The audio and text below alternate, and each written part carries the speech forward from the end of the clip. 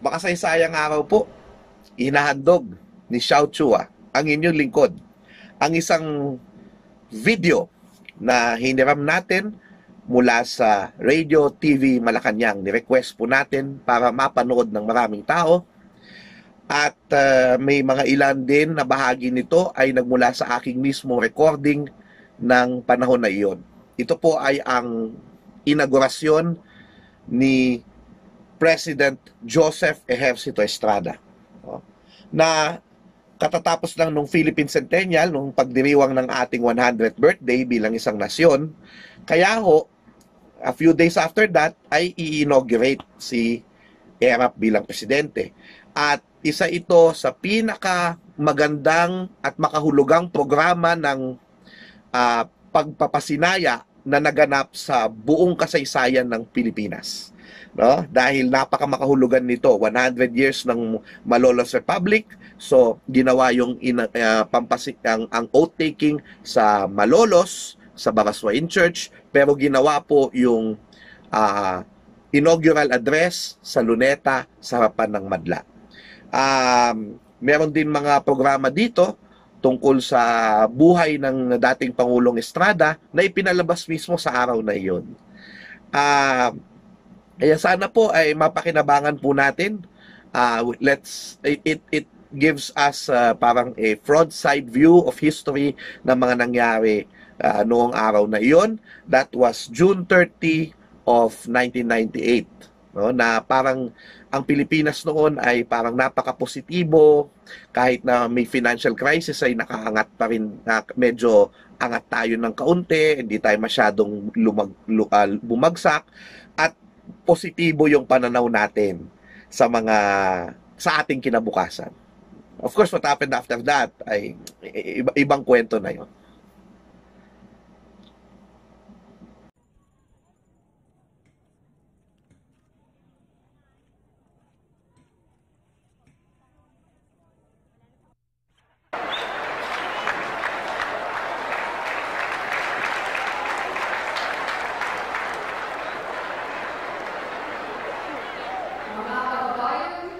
Malugod po naming binabalita na dumating na ang kanyang kadakilaan, ang Pangulong Joseph Ejercito Estrada at ang unang ginang Loy Ejercito Estrada.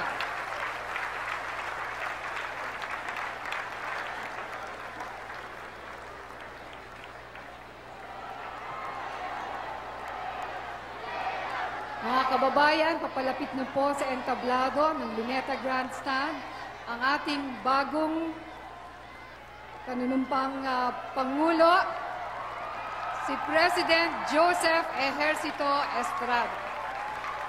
Kasama po si unang ginang Loy Ejercito Estrada.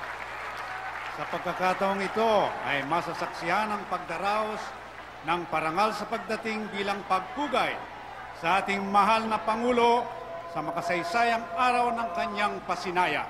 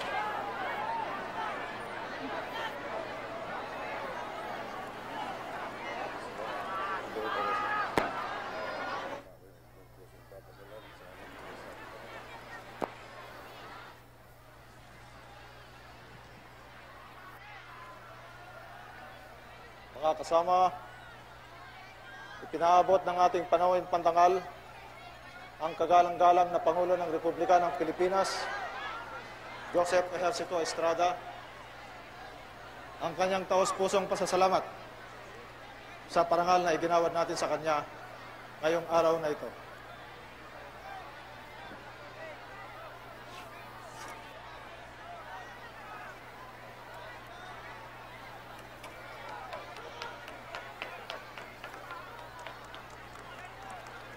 Ibalik ang inyong paningin sa banal na huwaran ng ating magigiting na bayani.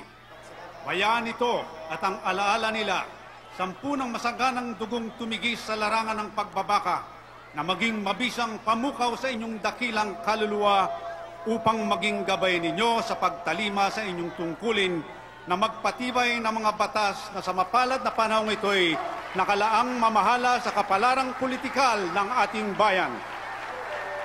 Ito ang mga salitang binigkas ni General Emilio Aguinaldo, unang Pangulo ng Republika ng Pilipinas, sa harap ng bayan nang pinulong ang Kongreso noong 15 ng Setyembre taong 1888. Sa hapong ito ay masasaksihan natin ang isa sa mga paradang may pagmamalaki.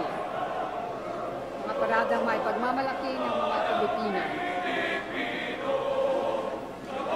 Ang paradang ito ay taus-puso nating iniaalay sa ating Pangulo ng Republika ng Pilipinas at sa kataas-taasang puno ng sandatahang lakas, ang kanyang kadakilaan, Joseph Ejercito Estrada.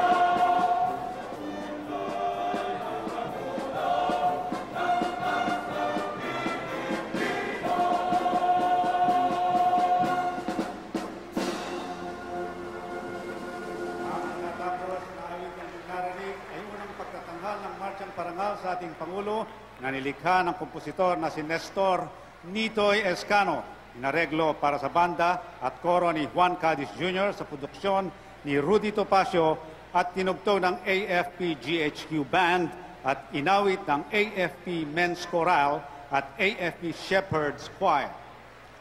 Taong kasalukuyan, makaraan ang 1 siglo sa unang araw ng panunungkulan ng 13 Pangulo ng Bansa sa taon ng sentenaryo, lilingon tayo sa nakaraan upang makasulong sa kinabukasan.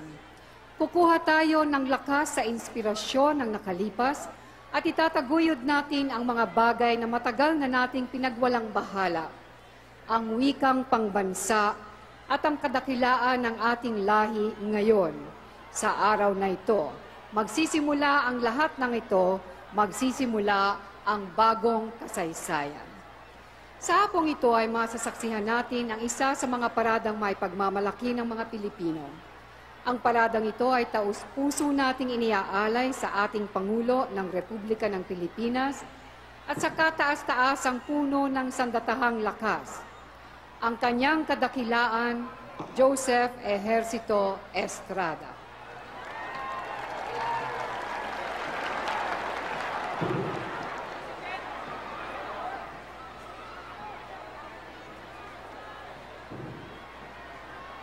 Mga kababayan, narito na po ang iba't ibang pangkat na kumakatawan sa paradang kayo.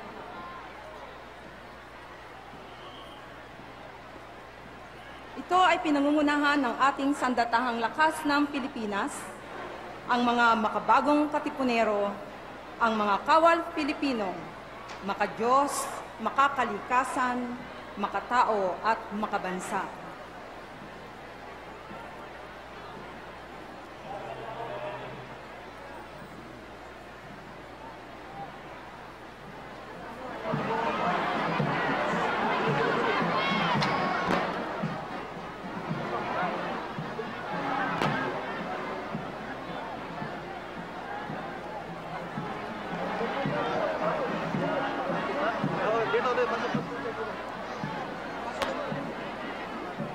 Mga kababayan, naririnig po na po ang ating sandatahang lakas ng Pilipinas. Ang nagpaparadang tropa ay nasa pamumuno ni Rear Admiral Onofre Q. Marcelo. Ang bumubuo ng kanyang kalupunan ay sina Brigadier General Pilamer Artajo, Brigadier General Pelimon Riodica, Commodore Adolf Borge, Commodore Erlindo Eroli, Brigadier General Roberto. Papalapit naman ngayon sa Grandstand ang unang brigada sa pamumuno ni Brigadier General Julius Javier. Ang kanyang kalupunan, Coronel Ferdinand Guillermo, Coronel Ezequiel Cruz, Coronel Henry del Rosario, Kapitan Rafaelito Sakdalan at Kapitan Rodolfo Pineda. Ang unang brigada ay binubuo ng mga talupad ng mga kadete mula sa Philippine Military Academy, General Headquarters Battalion at tig-isang batalyon mula sa mga pangunahing sangay ng Sandatahang Lakas ng Pilipinas. Nanggaling pa sa siyudad ng mga Pino, sa pangunahing institusyon ng militar, sa Philippine Military Academy, ang core ng kadete ng Sandatahang Lakas ng Pilipinas. Ang unang batalyon o talupad ay nasa pamumuno ni Kadete Unang Antas Egbert Jonathan Abutin. Ang kanyang kalupunan, mga Kadete Unang Antas Clark Galumbar, Michael Tome, Jonathan Dapuyen, Judiel Sokal, Alan Michel Belen. Nagmula ng maitatagang akademya noong taong 1905, ito ay nakapagsanay na ng sapat na bilang ng mga pinuno ng Sandatahang Lakas. Ang sumusunod naman po ay ang GHQ Battalion sa pamumuno ni Major Abelardo Abalos. Ang kanyang kalipunan, Major Mario Samalangka, Teniente Commander Rolando Pilar, Major Anastasio Lagmay, Major Abdul Halim Abdil Mahid.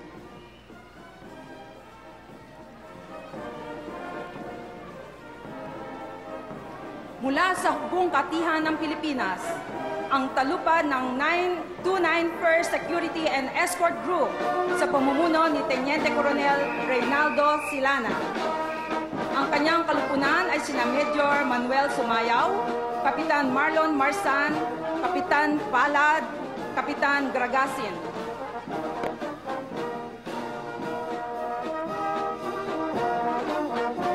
Mga kababayan, narito po ang mga tanod ng ating karagatan. Ang mga nangungunang tagapagtanggol ng ating nasasakupan, ang hukbong dagat ng Pilipinas.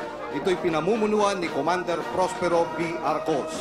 Ang kanyang kalupunan, Commander Benedicto Sanceda, Teniente Commander Flaviano Tabago, Teniente Commander Edgar Katimbang, at Commander Jacobo Amoyo.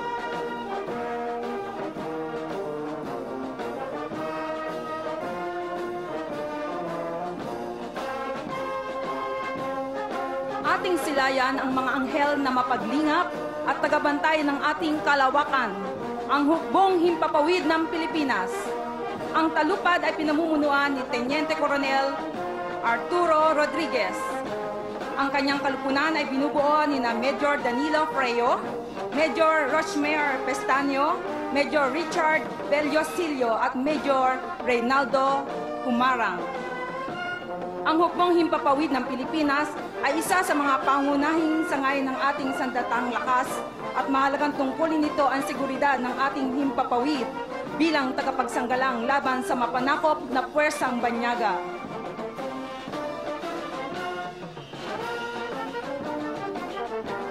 Mangyari po lamang tumayo ang lahat para sa watawat ng Republika ng Pilipinas.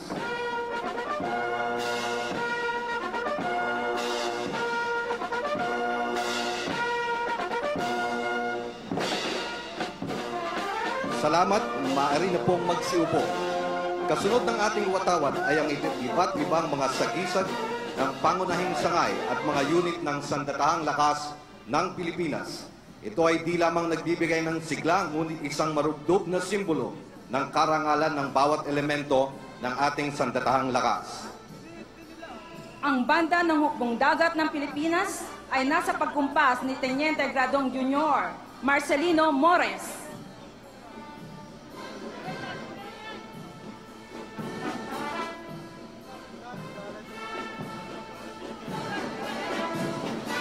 Ang sumusunod po ay ang ikalawang brigada na nasa pamumuno ni Brigadier General Ronnie Benedicto. Ang kanyang kalupunan ay sina Coronel Virgilio Cacal, Coronel Jose Altavano Jr., Coronel Pedrito Magsino, Kapitan Aristotel de Guzman, Coronel Florante Macalisang. Ang naturang brigada ay binubuo ng 5 batalyon, 2 mula sa Hukbong Katihan, 1 batalyon ng Hukbong Dagat at Hukbong Himpapawid at 1 batalyon ng mga laang kawal o reservists. Ang nasa harapan po natin ay ang talupad ng Special Operations Command ng Hukbong Katihan ng Pilipinas na pinamumunuan ni Major Aga Nagrampa. Ang kanyang kalupunan, Kapitan Alex Gopico, Kapitan Tony Lastimado, Kapitan Cesar Mexico at Kapitan Edgar Tubiera. Narito na po ang talupad ng Hukbong Dagat ng Pilipinas na mula sa core ng Philippine Marines at pinamumunuan ni Teniente Coronel Ramiro Bay Alibio. Kabilang sa kanyang kalupunan sina Major Benjamin Asidaw, Major Jose Panes, Kapitan Rulfo Siron at Kapitan Clemente Castillo. Ang core ng Philippine Marines ang tanging unit ng Hukbong Dagat na nauukol sa mabilisang pagtatalaga ng ating mga kawal. Ang batalyon ng Hukbong Himpapawid ng Pilipinas mula sa 7th Special Operations Wing sa pumumuno ni Teniente Coronel Josue Valdez. Ang kalupunan niya ay binubuo ni na Major Pete Cariñas, Kapitan Segundo Niduasa, Major Rene Pedrosa at Major Nilo Vidal. Ang misyon ng Special Operations Wing ay ipagtanggol ang mga kampo at iba pang mga lugar na nasa pamamahala ng Hukbong Himpapawid. Mga kababayan, ang sumusunod na talupad ay kabilang sa mga bagong pansamantalang pangalawang tenyente at mga private na isinanib sa Sandatahang Lakas ayon sa kasunduang pangkapayapaan o peace agreement ng ating pamahalaan at ng Moro National Liberation Front na nilagdaan noong 2 ng Setyembre 1976. Sa pamumuno ni Major Silva Lantong, ang kanyang kalupunan, Kapitan Lumbayan Subalawan, Kapitan Malo Valenti, Kapitan Almudeng Lantod at Kapitan Alan Manabilan. Ang talupad ng laang kawal ng Sandatahang Lakas ay binubuo ng mga laang kawal buhat sa mga pangunahing sangay ng ating Sandatahang Lakas. Ang namumuno sa nabanggit na talupad ay si Teniente Coronel Eli Bontigao, Hukbong Katihan.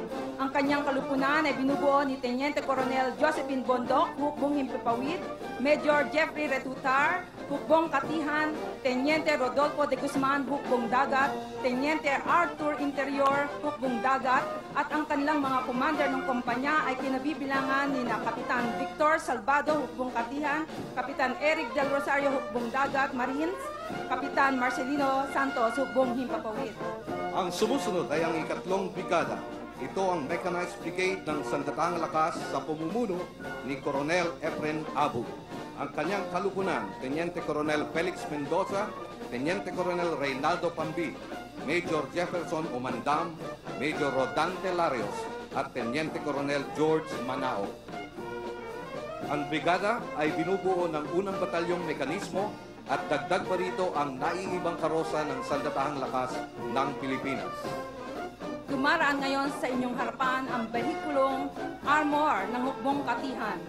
Ang mga sasakyang ito ay gamit ng Light Armor Brigade na nakatalaga sa iba't ibang dako ng kapuluan na tumitiyak din sa panloob na seguridad ng bansa. Ang hunay ng behikulong hanay ng unang behikulo ng Armor ay binubuo ng mga Simba fighting vehicles. Sinusundan nito ng 4 na Commando Light Armor V150 Stretch Turbo. Ang ikatlong hanay ay ang mga sasakyan pa ring Simba na armado ng 40 mm automatic na granadang panlunsad o grenade launcher. Ang mga lulang tagaputok o gunner ay mga kababaihang kawal. Ang panghuling hanay ng mga behikulang armor ng hukbong katihan ay ang 2 Simba ambulance at isang Simba na armado naman ng 25 mm anti-craft cannon. Nagsisilbing suportang armor sa mga unit ng katihang puwersa ang mga nasabing sasakyan upang mapigilan ang pagtagsa ng panganib sa panloob na seguridad. Sumusunod naman po ang 6 na V300 na gamit ng core ng ating Philippine Marines. Ang mga ito ay dagliang nalilipat ng lugar, maaaring gamiting panlupa at pantubig. Ito ay 6-wheel drive at kahanga-hanga ang kakayahan. Maaaring sagupain ito ang anumang hadlang tulad ng mga buwal na puno. Tumatakbo ito sa bilis na 5 milya bawat oras sa tubig at 110 kilometro bawat oras sa katihan.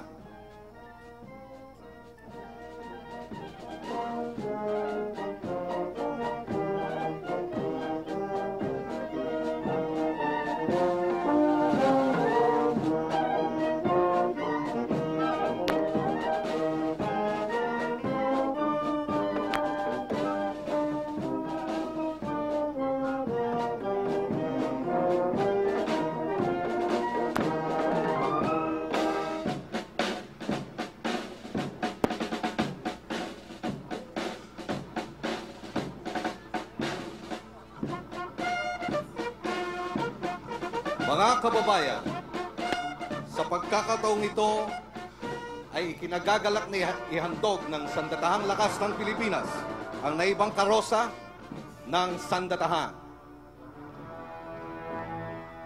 100 taon na ang nakaraan nang sinindihan ng isang pangkat na magigiting na bayani ang pinakamimithing apoy ng kalayaan. Ito ang mga katipunero. Dala ng pangangailangan ng panahon, bagamat higit na malakas ang kaharap na kapangyarihan, tumayo ang mga bayaning ito bilang pangunahing pangkat na lumaban para sa kalayaan at kasarinlan ng ating bayan. Ngayon, patuloy pa ring pinababaga ang ipinaglaban na apoy ng kalayaan ng mga makabagong katipunero, ang Kawal Pilipino. Maging sa panahon ng digmaan at kapayapaan, walang patidang Kawal Pilipino sa pagbabantay at sa pagbuo ng ating bayan. Bilang kabalikat ng sambayanan, tumutulong ang mga makabagong katipunero sa iba't ibang programa at gawain, ikabubuti at ikauunlad ng bansa. Community assistance and rural empowerment through social services o AFP Cares program, na kung saan kabalikat ng inyong mga bagong katipunero ang iba't ibang sangay ng pamahalaan at pribadong sektor sa pag-aalay ng libreng serbisyong pangkalusugan, pang-edukasyon at pangkabuhayan sa mga nangangailangan sa malalayong sulok ng mga lalawigan. Civil works, na kung saan ginagamit ang mga kakayahan ng Sandatahang Lakas ng Pilipinas sa pagtatayo ng mga paaralan at paggagawa ng tulay, kalsada at patubig. Environmental protection and preservation, ang pagbabantay sa kapakanan ng ating kapaligiran laban sa iligal na pangingisda, pangangahoy at pagtulong sa pagbuhay muli ng ating kalikasan. Disaster resistance, ang pagbibigay ng babala at pagtulong sa mga biktima ng mga mapaminsalang bagyo, baha, lahar, lindol, sunog, at iba pa. Ito ang bagong katipunero, ang Kawal Pilipino. Handang ipagtanggol ang ating kasarinlan laban sa mga nagbabanta sa kapayapaan. Ngayon, sa pagdiriwang ng sentenaryo, inuulit ng ating mga magigiting na bayani ang panatang tumulong sa pagbuo ng bayan.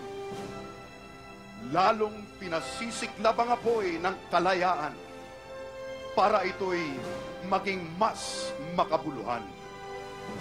Ang Kawal Pilipino, ang makabagong katipunero, kabalikat sa kapayapaan at kaunlaran.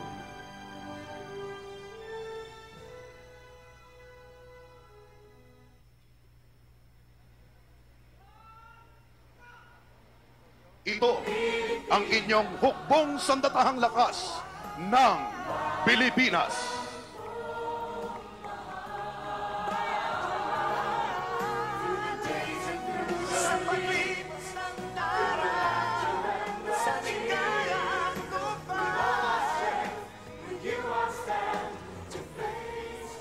Sa harap ng Kongreso Revolusyonaryo noong Setyembre 15, taong 1898, nanawagan si General Emilio Aguinaldo na saksihan ang pagbabago ng kasaysayan at ang kalayaang wika nga'y naglalagablab na katulad ng ningas sa kaluluwa ng mga Pilipino. Patuloy pa ring naglalagablab ang kalayaang ito na pinanatiling buhay ng ating likas na kabayanihan. Sa okasyong ito, babalikan natin ang nakaraan.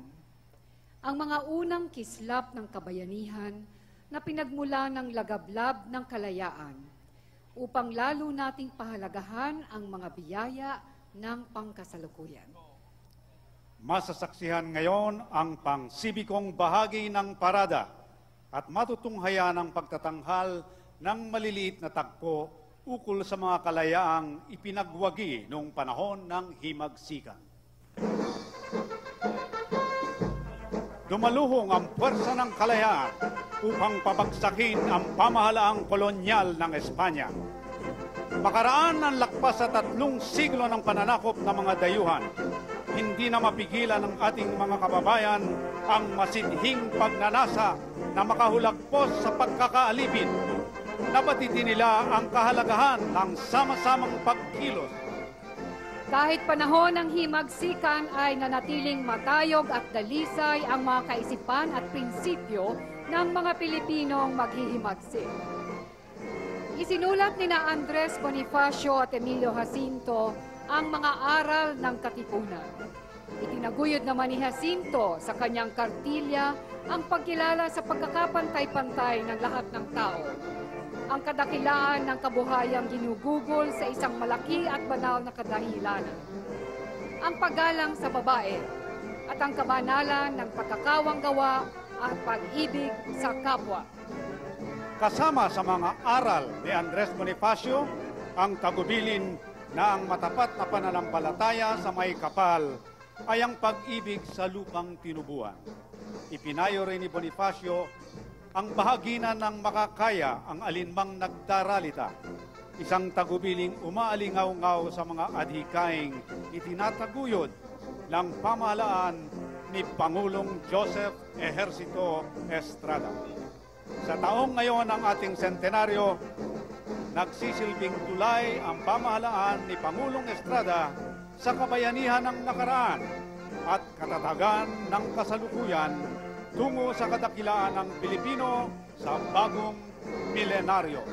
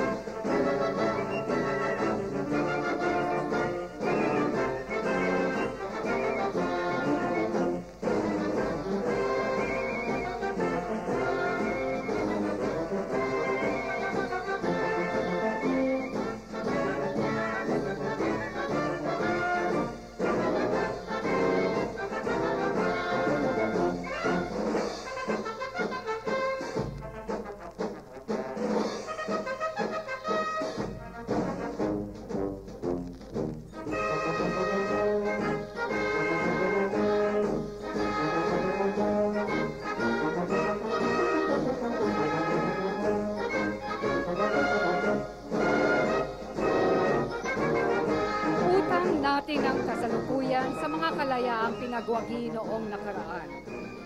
Ang mga ito ay ang kalayaan sa saligang batas ng Biak na Bato noong mga huling araw ng Oktubre taong 1897. Tinipon ni Pangulong Aguinaldo ang kapulungan ng mga revolusyonaryong general at iba pang opisyal sa Biak na Bato, Bulacan. Pinagkaisahan nila na ituloy ang pakikidigma sa mga Kastila kahit ano pa man ang mangyari. Itinatag nila ang Republika ng Biak na Bato na pinasinayaan noong ika-1 ng buwan ng Nobyembre sa ilalim ng Saligang Batas na ibinatay sa Saligang Batas ng Cuba ng taong 1895. Ang kalayaan sa Kumbensyon ni General Macabulos ng Tarlac na siyang nagtatag ng pamahalaan sa Kapatagang Luzon. Ang kapayapaan na binili ng pamahalaang Kastila sa pamamagitan ng kasunduan ng Biak na Bato na nilagdaan ng magkabilang panig ay nauwi sa ilusyon lamang. Ang kalayaan sa Saligang Batas ng Kongreso ng Malolos. Isang maningning na umaga ng ika-15 ng Setyembre taong 1898, pinasinayaan ng Kongreso ng Malolos sa simbahan ng Barasuain na tigib ng makulay na pagdiriwang. Alas 9 ng umaga nang formal na binuksan ng Pangulong Aguinaldo ang Kongreso at binasa ang kanyang pangulang talumpati, unay sa Tagalog at pagkatapos ay sa Kastila. Ang kalayaan sa unang Asembleya ng Pilipinas sa pagsisikap ni Maximo Calao noong taong 1935, nabuo ang isang kongreso na ang layo'y pag-isahin ang iba't ibang sektor ng Pilipinas. Nagpulong ang kongreso sa Opera House noong ika-22 ng Pebrero. Ang kalayaang ipinagwagi ng mga gerilya ng pangalawang digmaan. Hindi lahat ng Pilipino'y sumuko sa mga Hapon. Nang unang buwan ng pananakop, maraming mga Pilipinong kawal at opisyal ng hukbo na nagsitakas ng bumagsak ang Bataan. Mga makabayang mamamayan ay palihim na nagtatag ng mga pangkat ng gerilya upang mamanatiling nag-aalab ang sulo ng demokrasya sa bansa. Dito nagsimula ang kilusang panlaban sa kaaway. Ang kalayaan ng people power sa EDSA noong taong 1986. Ilang taon ding tiniis ng mga Pilipino ang kalabisan ng batas militar at ang pagpapahirap sa ilalim ng kamaong bakal ng diktadurya. Sa pagtataguyod ng taong bayan ay nagrebelde ang mga sundalo ng hukbong sandatahan. Sa loob ng 4 na araw ng Pebrero, taong 1986, bumagsak ang diktadurya. Nagwagi ang sambayanan. Naluklok sa Panguluhan ang unang babaeng Pangulo ng Pilipinas. Dinambana sa bagong konstitusyon ang mga prinsipyo ukol sa kapangyarihan ng taong bayan na ngayoy tinatamasa ng bansa. Matutunghayan ang karosa ng simbahan ng Barasuain sa gisag ng katayugan ng ating mga adhikain at pagpapatibay ng ating kakayahang mamahala ng ating mga sarili. Sa simbahang ito, una nating nalasap ang tamis ng tunay na kasarinlan, pagkat dito itinatag at pinagtibay ang unang Republika ng Pilipinas. Ang mga pangunahing tauhan sa makasaysayang yugtong ito ay sina General Emilio Aguinaldo, unang Pangulo ng Pilipinas, si Pedro Paterno, Pangulo ng Kongreso ng Malolos, Felipe Calderon at mga representante at general. Dito rin natin ipinagbunyi ang makasaysayang araw na yaon ng idaos kaninang tanghali, ang panunumpa ng ating bagong Pangulo, ang kanyang kadakilaan, Joseph Ejercito Estrada.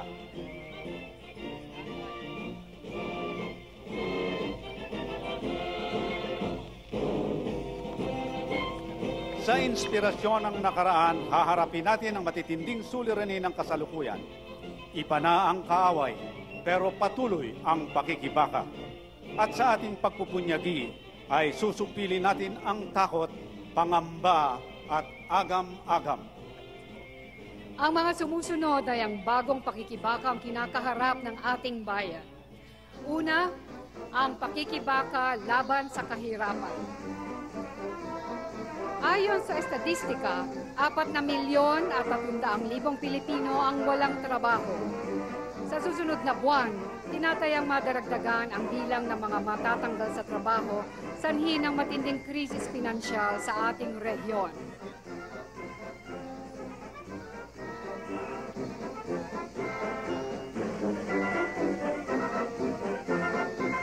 Sa tindi ng pagdarahop ay napipilitan ang marami na harapin ang walang katiyakang kapalaran sa ibayong dagat.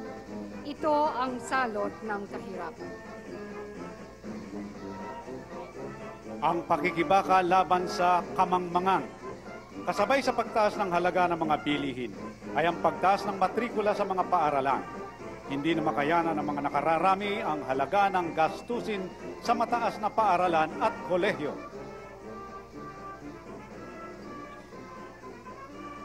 Edukasyon lang ang tanging yaman na may papamana ng magulang sa anak. Subalit sa kalagayan natin ngayon ay tila marami sa ating mga kabataan ang mawawala ng tanging pamana na ito. Isang balakid ang kamangmangan sa tunay na pag-unlad ng bayan.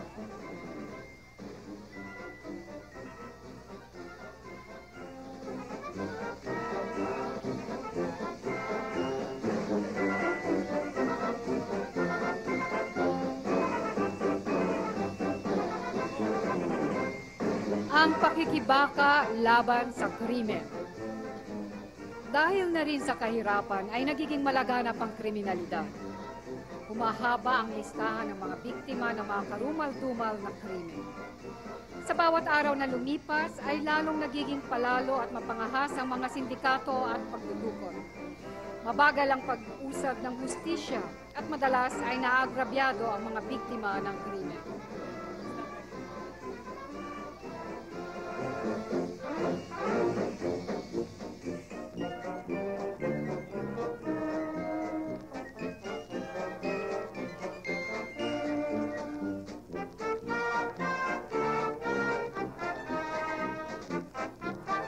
Ang pakikibaka laban sa ipinagbabawal na droga. Marami nang nawasak na kinabukasan ang paglaganap ng mga ipinagbabawal na droga. Parami ng parami ang mga kabataang nalululong sa mga bawal na gamot. Sa ilang lugar, nabibili lang sa kanto ang mga ipinagbabawal na gamot na ito. Marami na ring matapat na mga alagad ng batas ang namatay sa pakikipagsagupaan sa mga armadong sindikato ng droga na naglipana sa buong bansa. Masalimut at salasalabat ang mga koneksyon ng mga sindikatong ito at umaabot pa sa ibayong dagat ang lawak ng kanilang saklaw. Kailangan ng katatagan ng kalooban para gapiin ang problemang ito.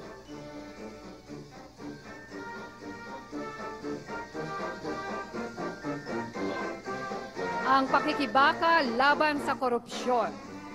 Laganap ang pangungurakot sa burokrasya. Bilyon-bilyong piso na pera ng bayan ay humahantong lang sa bulsa ng iilan sa halip na mapunta sa serbisyong pampubliko at sa mga programang pakikinabangan ng bayan. Nauna ang kapakanan ng sarili kaysa sa kapakanan ng sambayanan. Isa ring balakid sa tunay na kaunlaran ang malaganap na katiwalian sa pamahalaan.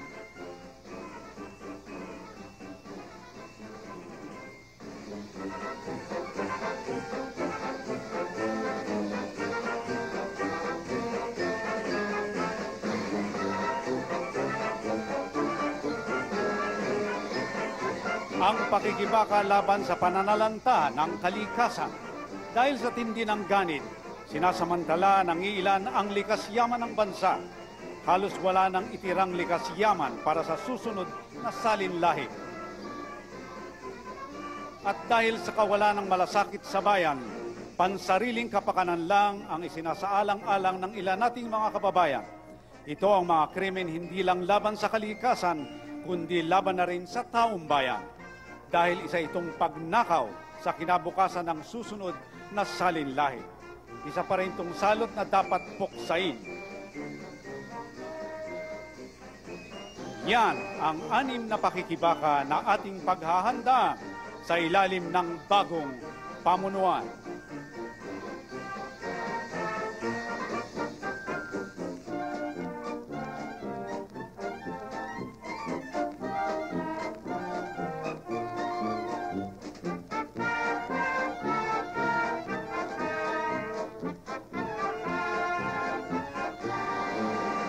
Lalabanan at pupuksain ang mga salot na ito sa ilalim ng bagong pamahalaan.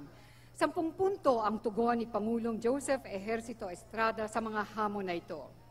Narito ang 10 puntong programa para sa unang 100 araw ng kanyang pamamahala. Sa larangan ng pamamahala, magiging bukas ang pamahalaan sa ilalim ng bagong Pangulo. Lahat ng mga proseso ng kapasyahan ay ihahayag sa publiko at ang taong bayan ay kukonsultahin sa mga desisyong ehekutibo na makakaapekto sa kanilang buhay. Titiyakin na magiging malapit ang Panguluhan at ang taong bayan. Sa patakaran ukol sa pananalapi, pag-aaralan ang pagkakalood ng amnestiya sa buwis para mapabilis ang koleksyon ng mga atraso sa buwis. Ibabasura ang pork barrel na siyang pinagmumula ng katiwalian sa gobyerno. Bubuwagin ang PCGG at tatanggalin ang anumang gastusing di kailangan. Sa patakaran ukol sa salapi ng bayan at reformang pinansyal, pag-iibayuhin ang pagpaparami ng pondong salaping banyaga para manumbalik ang tiwala ng mga mamumuhunan. Papapanatiliing mababa sa 5% ang tantos ng inflasyon at ipagpapatuloy ang pagluluwag sa patakaran ukol sa mga dayuhang bangko. Sa larangan ng kalakal, panluwas at pamumuhunan, ang pangmatagalang layunin ay paunlarin ang sektor manupaktura sa di bababa ng 10% bawat taon. Bibigyang halaga ang pagpopondo ng mga industriyang kalakal, panluwas, na nangangailangan ng maraming manggagawa at may mataas na halagang dagdag. Para sa agrikultura, dahil malaking bahagda ng ating populasyon ay mga magbubukid at bawat pamilya sa bansa ay umaasa sa produksyon ng agrikultura para sa kanilang pang-araw-araw na pagkain, gagawin ng bagong Pangulo na maging higit na masagana ang ani ng mga magsasaka.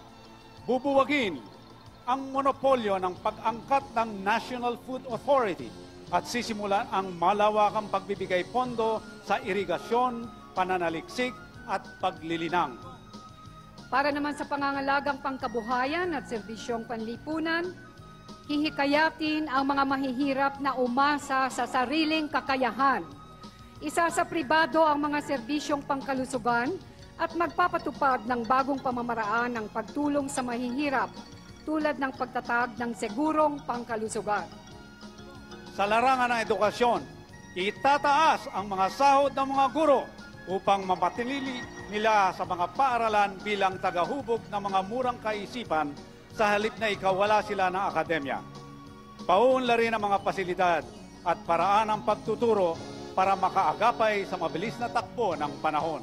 Sa agham at teknolohiya, ang pangmatagalang layunin ay maglaan ng hindi bababa sa 1% ng kabuuan ng produktong lokal para sa pananaliksik at paglilinaw. Naniniwala ang Pangulong Joseph Ejercito Estrada na mahalaga ang papel ng agham at teknolohiya sa ikasusulong ng bansa. Kailangan din nating makalaya sa labis na pananangan sa mga teknolohiyang banyaga na napakamahal at hindi angkop sa ating kalagayan. At sa punto ng pangangalaga sa kalikasan, titiyaking magkaagapay na isusulong ang kaunlarang pangkabuhayan at pangangalaga sa kalikasan. Titiyakin na pag-iingatan ang likas yaman ng bansa upang pakinabangan pa rin ito ng mga susunod na salinlahi. At sa punto ng seguridad, titiyaking makakatulog ng mahimbing ang bawat pamilya dahil paiiralin ang batas at susugpuin ang kriminalidad. Sa ilalim ng bagong Panguluhan, bilang na ang araw ng mga masasamang loob. Walang maaring mangibabaw sa batas.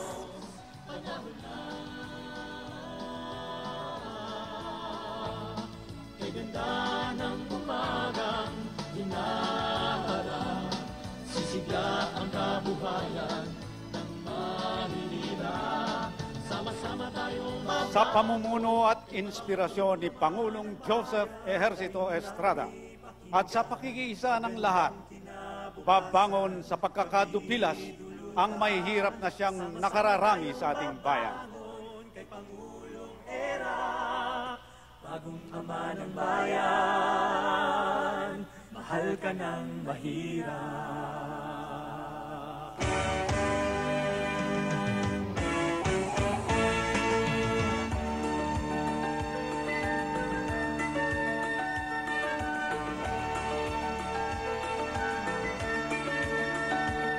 Kay tagal naming may hirap, titiis bagamat nagsisikap, lahat at kaninyo dalay dagdag saklap, gutom tuloy laging hinaharap, anong hirap? Ito po ang karosa Bagong naman ng bangon sa pagkakadupilas. magandang kinabukasan, kami dulutan, sama-sama tayong babangon kay Pangulong Era, bagong ama ng bayan, mahal ka ng mahirap. Luzon, Visayas at Mindanao, hinihintay liwanag at tanglaw, ibangon mo kaming mga busabos, iangat mo ng lubos, panahon na. Kay ganda ng umagang hinaharap, sisigla ang kabuhayan ng mahihirap. Sa pagpasok ng bagong pamunuan ay maaasahan ang mga pagbabagong dulot ng ating sama-samang pakikibaka. Mga pagbabagong aakay sa atin tungo sa tagumpay ng sambayanan. Dahil ito ang pangarap ng ating Pangulo, isang bansang kayang harapin ang pagsubok ng panahon.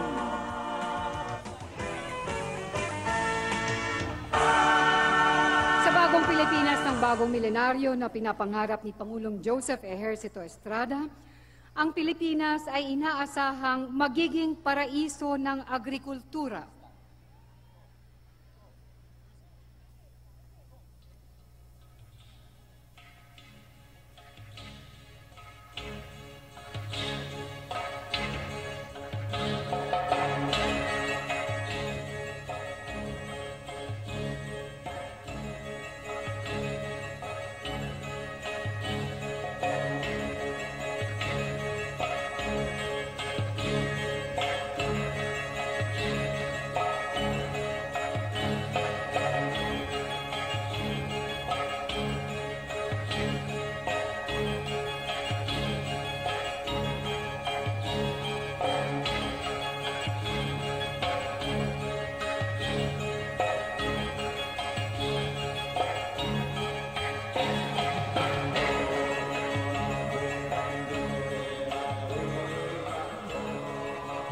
Magniningning ang ekonomiya ng bansa.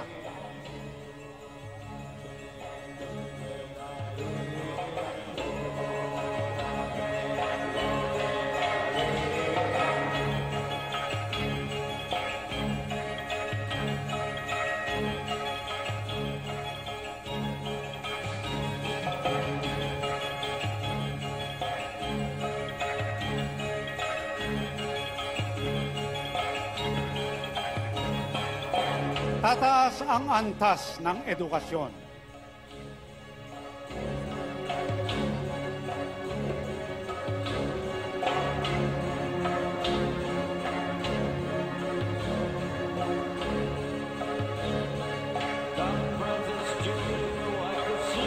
Pagsisilbihan ng bayan ng mga tapat at magagaling na kawaning publiko.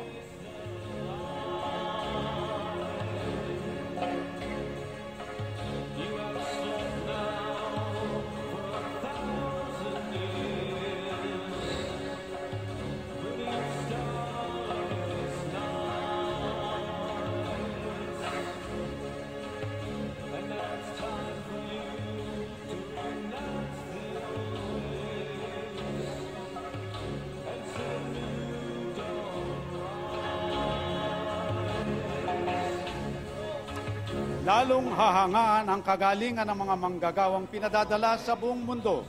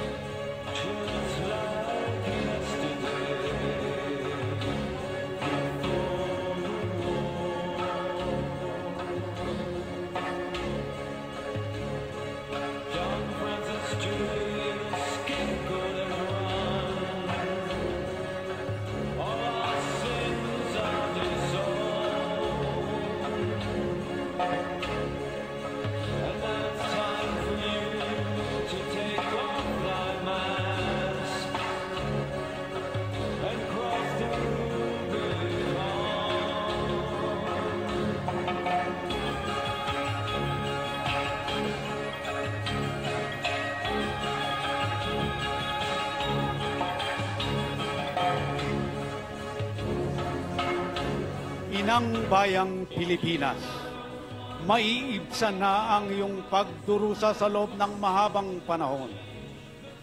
Sa patnubay ng milenaryong Pangulo Joseph Ejercito Estrada, makakamit ng iyong mga anak ang minimithi nilang mga pangarap.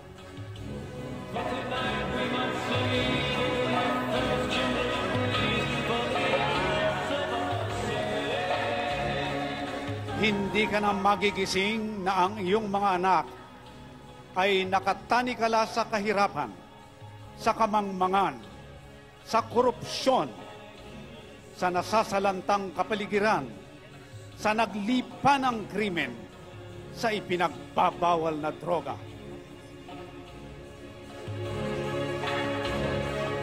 Magigising ka, Inang Bayang Pilipinas, sa isang bagong umaga na ang matutunghayan mo'y ang bagong Pilipino.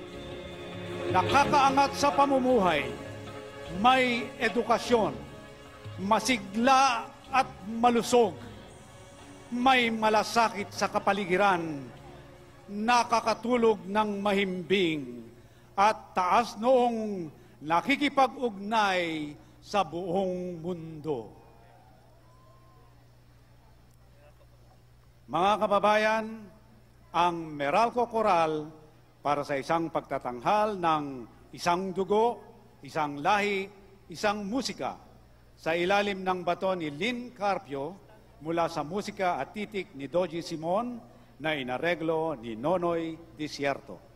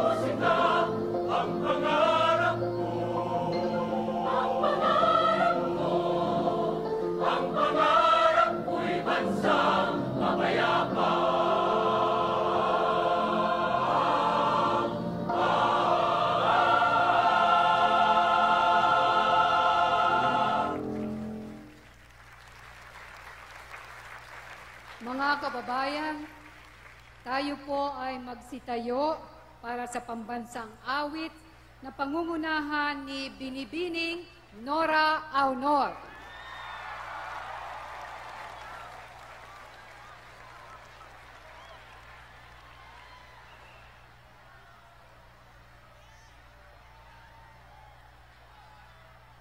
Bayang magiliw, perlas ng silanganan,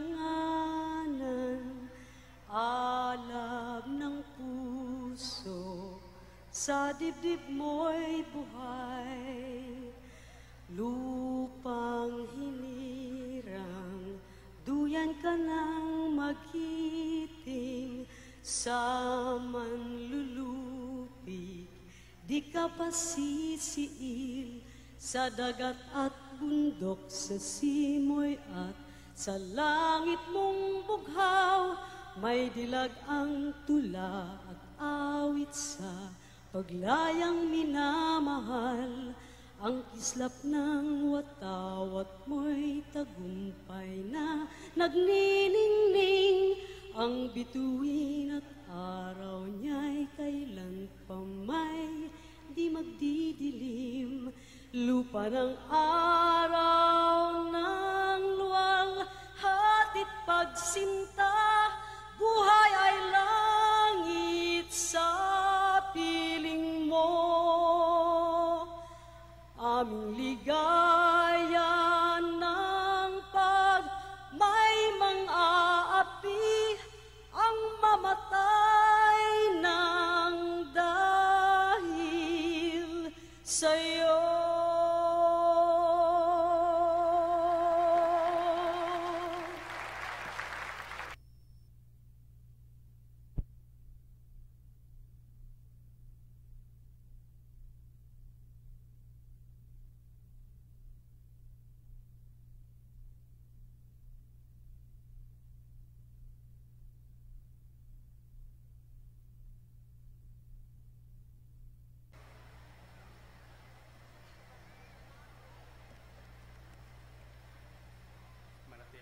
Tayo at ilagay natin ang ating masarili sa diwa ng pananalangin.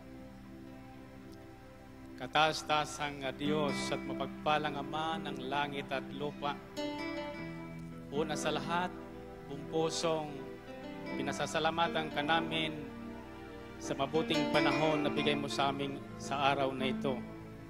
Pangalawa, pinasalamatan ka namin sa maayos, payapa, akayaayang pagsalin ng Panguluhan ng aming bansa. Dakilang Diyos at pagpalang Ama, niloob mo sa pamagitan ng isang malinis, maayos at payapang halalan na iluklok bilang Pangulo ng Republika ng Pilipinas sa susunod na 6 na taon, ang Pangulong Joseph Ejercito Estrada, simula sa araw na ito, ika-30 ng Hunyo, taong 1998. Kaya naman, Yahweh, karapat-dapat kang purihin, sambahin at pasalamatan, magpakailanman ng buong bansa. Sa iyo ang kadakilaan, ang kapangyarihan, ang karangalan, at ang pananagumpay, sapagkat iyo ang lahat ng nasa langit at nasa lupa. Sa iyo ang buong pamamahala at ikaw ang hari ng lahat. Taglay mo ang kapangyarihan at kadakilaan at ikaw ang nagbibigay ng lakas at kapangyarihan sa lahat. Ayon sa nasusulat, ang mga tao'y dapat napasakop sa mga pinuno ng pamahalaan sapagkat walang pamahalaang hindi mula sa Diyos at ang mga pamahalaang umiiral ay itinatag ng Diyos. Kaya naman, dakilang Diyos, mapagpalang Ama, isinasamo naming nagkakaisa ngayon na pakinggan mo po at tugunin ang mga sumusunod na panalangin. Una, Bishop Teodoro Bacani, Auxiliary Bishop, Archdiocese of Manila. Dakilang Ama at mapagpalang Diyos, alam mo ang mabibigat na suliraning haharapin ng aming Pangulong Joseph Ejercito Estrada.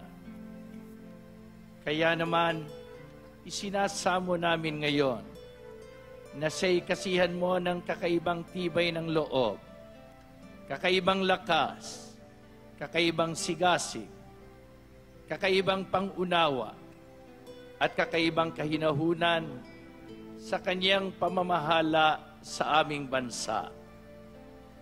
Bigyan mo rin po siya ng pambihirang katalinuhan sa paglutas ng mga kakaibang suliranin na maaaring dumating sa kanyang panunungkulan. Kagaya ng katalinuhang ibinibigay mo kay Haring Solomon noong unang panahon. Dr. Adriel Memban, Iglesia ni Cristo. Isang dakilang Diyos, makapangyarihan ka po sa lahat, at makabaking Ama ng langit at lupa, maaari po ba na tulungan mo po ang aming bagong Pangulong Joseph Ejercito Estrada na mapagkasundo ang mga manggagawa at mga mangangalakal, lalo na po sa panong ito ng kagipitang pangkabuhayan, upang ang pangkalahatang kapakanan ng buong bansang Pilipinas ang siyang manguna sa kanilang mga puso.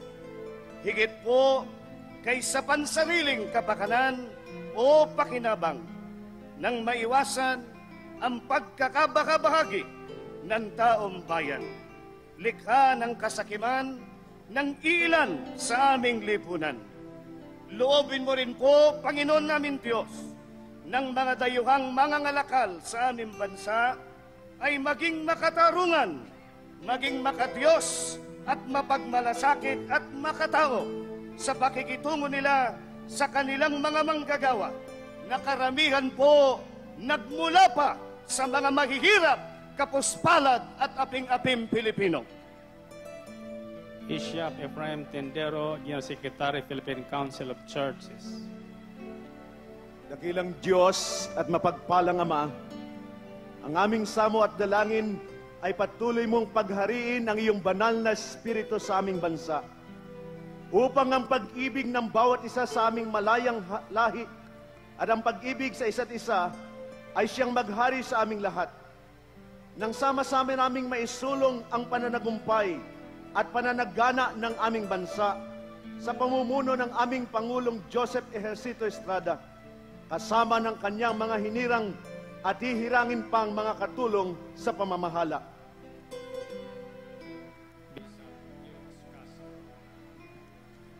Maluwalhati naming Diyos, Ama namin sa kalangitan, loobin mo po ng aming Pangulong Joseph Ejercito Estrada ay may sagawa ng buong tiyaga at kahinahunan ang kanyang magagandang panukala para sa mga aba at mga mahihirap.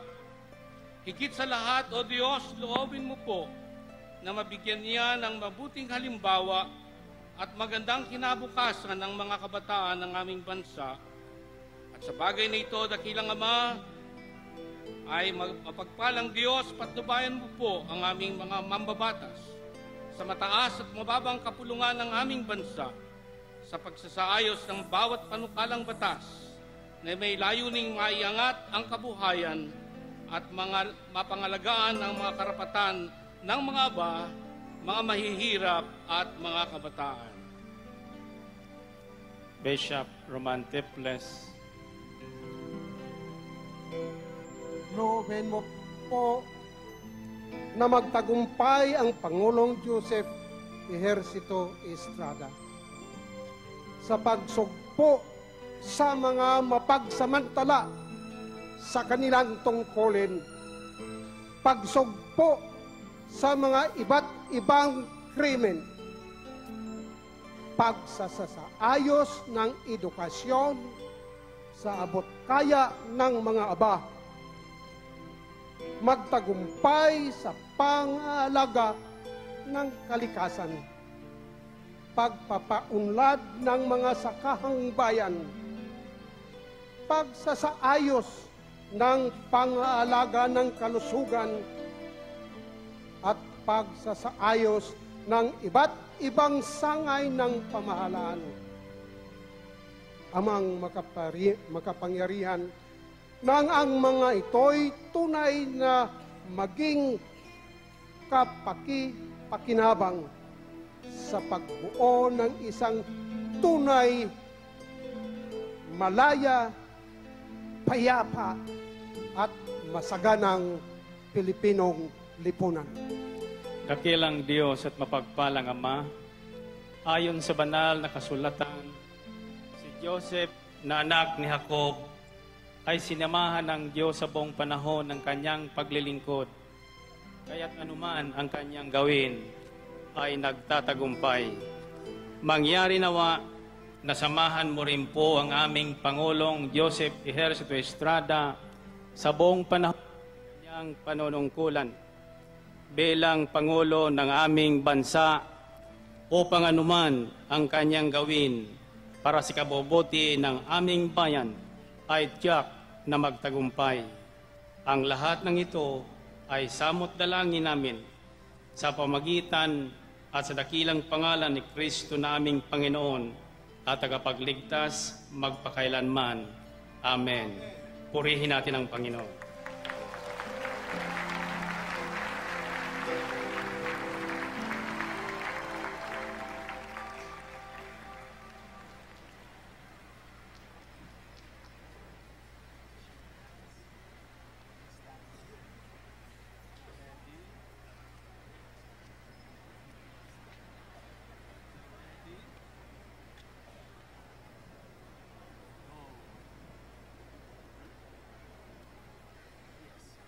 Mga kababayan, ang kalihim, tagapagpaganap, ang kagalang-galang na Ronaldo Bayan Zamora.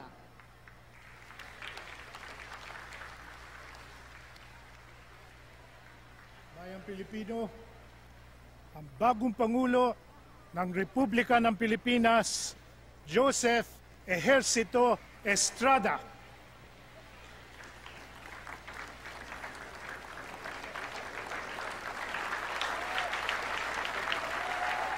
Ang ating pong bagong Pangulo ng Bansang Pilipinas, Pangulong Joseph Ejercito Estrada.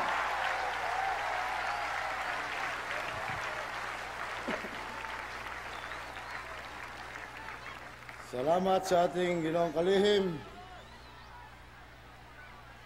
Ronnie Zamora, ang unang ginang Dr. Luisa Ejercito Estrada, ang aking kaisa-isahang buting may bahay,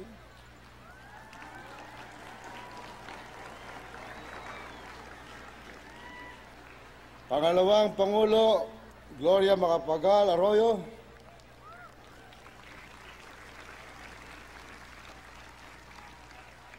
at Ginoong Arthur Arroyo, dating unang ginang Eva Macapagal, ang Pangulo ng Senado at ginang Neptali Gonzales,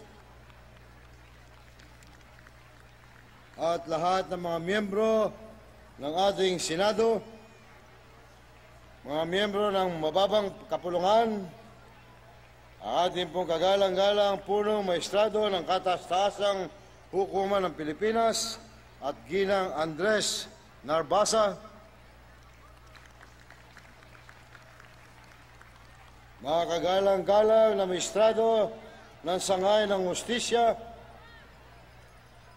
kagalang-galang na alkalde ng Maynila, Lito Atienza, Your Excellencies of the Diplomatic Corps and heads of the United Nations, specialized agencies and other international organizations, mga kasama ko sa kabinete na pinamumunuan ng ating kalihim panlabas, Domingo Siason Jr.,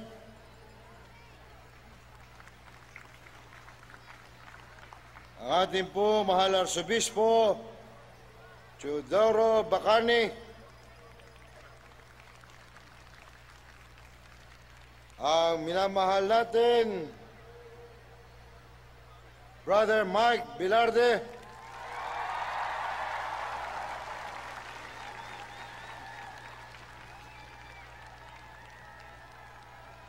minamahal natin Chuck Yun, at iba pang ministro ng ibang reliyon. Last but not the least, ang aking pinakamamahal na likha sa aking buhay, ang aking butihing minamahal na ina, Doña Maria Marcelo Viuda de Ejercito,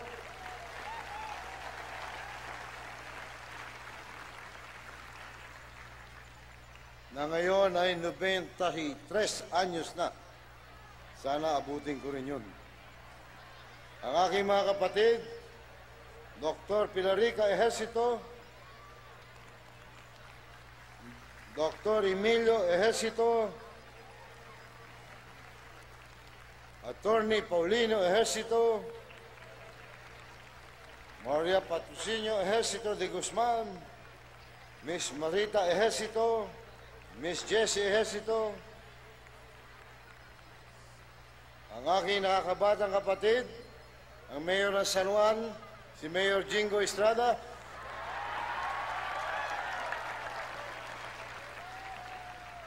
ang ating superstar, Miss Nora Honor, at ang aking pinakamamahal na kaibigan at laging nasa likuran ko, walang iba kundi ang hari ng pelikulang Pilipino, Mr. Fernando Po Jr.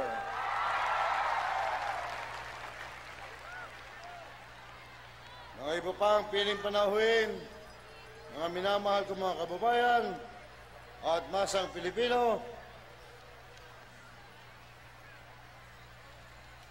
sa ating pong pagtitipon ngayong hapon, dapat nating pasalamatan ng lubos ang dalawang dating Pangulo, sina Ginang Cory Aquino at si Ginoong Fidel B. Ramos.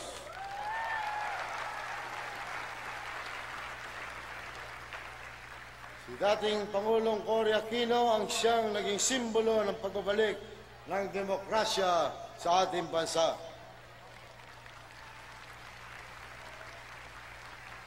At bagamat marami na ang nagtangka laban sa kanyang liderato, ay naipamana niya sa ating lahat ang isang matatag na demokrasya. Dito rin sa Luneta, 6 na taon na nakakaraan, ay nagkaroon ng mapayapang pagsasali ng kapangyarihan kay dating Pangulong Fidel Ramos na namuling pinatatag ang ating pamahalaan at binuhay ang ating pambansang ekonomiya. Walang pagod niyang pinagtibay ang kapayapaan na siya naman naging balangkas ng mga reforma sa ating ekonomiya. Sa araw pong ito, ipinamalas natin sa buong mundo ang katatagan ng kauna-unahang demokrasya sa Silangan Asya. Salamat sa nagdaang maayos at malinis na halalan. Hinihiling ko po kayong lahat na magsitayo at bigyan natin ng masibagong palakpakan ang ating pong dating Pangulong Ramos at dating Pangulong Cory Aquino.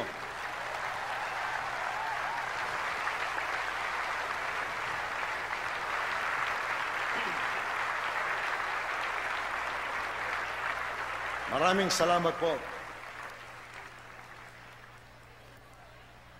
Magandang hapon po sa inyo lahat. Kapalubog na po ang araw at malapit ng kumagat ang dilim. Gayunpaman, ngayon dapit hapon ay nagsisimula na ang isang bagong araw, ang araw ng lahi Pilipino, ang araw ng masang Pilipino. Sa wakas, mamumuno na sa ating masa ang isang gaya nila, isang kaibigan at kapatid na wala kung ano, na alam kung ano ang ibig sabihin ng maging makamasa. Noong huling tumindig ako dito sa Quirino Grandstand, kasama ko si dating Pangulong Cory Aquino at Cardinal Sin, at napakaraming nanindigan para sa demokrasya. Kapiling ko rin kayo at tayo lahat ay napabilang sa mga tunay na kaibigan ng demokrasya.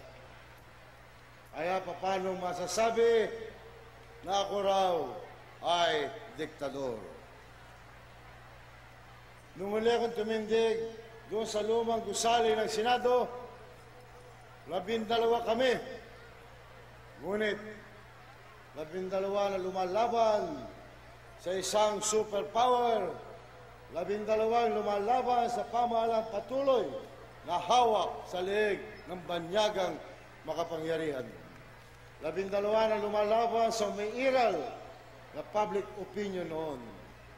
Subalit, 12 na nanandigan para sa kalayaan at dangal ng ating bansa. Sa kabila noon, mayroon pa rin nangahas na pagdudahan ang ating prinsipyo.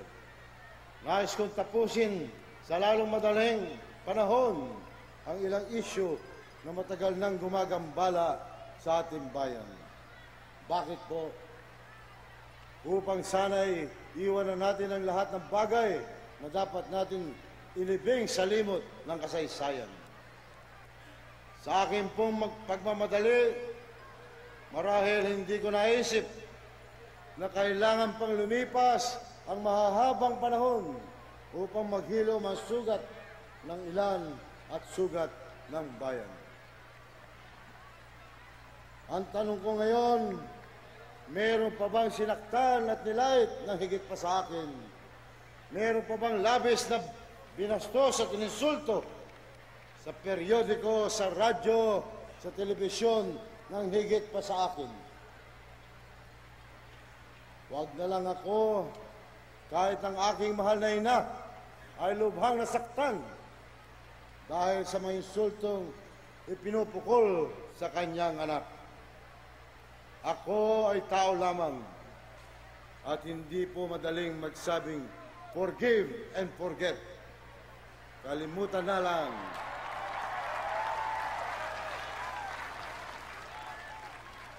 Kalimutan na lang. Ngunit kailangan kong tapusin ang yugtong ito. At sa akin ay tapos na. Nasa likod na natin at hindi na dapat pag-usapan pa. Pagkat dapat lamang na ako'y makisama sa lahat ng ating mga mamamayan. Kasama man o katunggali, kaibigan o kalaban. Bakit? Sapagkat iisa lamang ang ating bayan, iisa lamang ang ating landas. At kung hindi tayo magsasama-sama sa isang tunay na bukluran, kanino pa kaya at kailan pa, kundi ngayon. Ngayon na, sapagkat ang hinaharap ng bansang Pilipino ay lubhang mabigat, lubhang malalim. Ang regional currency crisis ay panahon na, ay paghamon hindi lamang sa ating mga bangko o mga negosyante, kundi sa bawat pangkaraniwang mamamayan. Kaya sasabihin ko sa inyo ngayon at sa buong mundo, hindi tayo nag-aalinlangan at hindi tayo nakakalimot. If I have seemed impatient, it was because you and I wanted peace and only peace. We must put yesterday behind us so that we can work for a better tomorrow.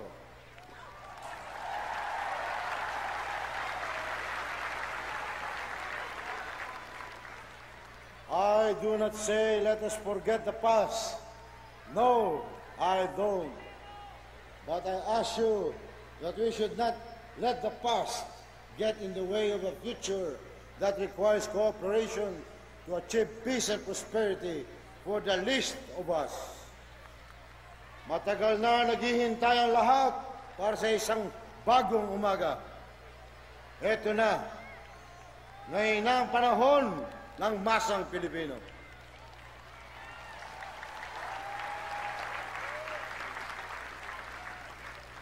Panahon na upang mapabilis ang pag-angat sa kabuhayan ng masang Pilipino. Panahon na upang magkaroon ng lalong malaking bahagi sa yaman ng ating bansa ang masang Pilipino. Panahon na upang sabihin, 100 taong pagkatapos ng Kawit Cavite, 50 taon pagkatapos na kilalanin ang ating kasarilan sa panahon ni Presidente Rojas, 7 taon pagkatapos tayong tumalikod sa foreign bases, eto na, narito na, araw na natin ngayon.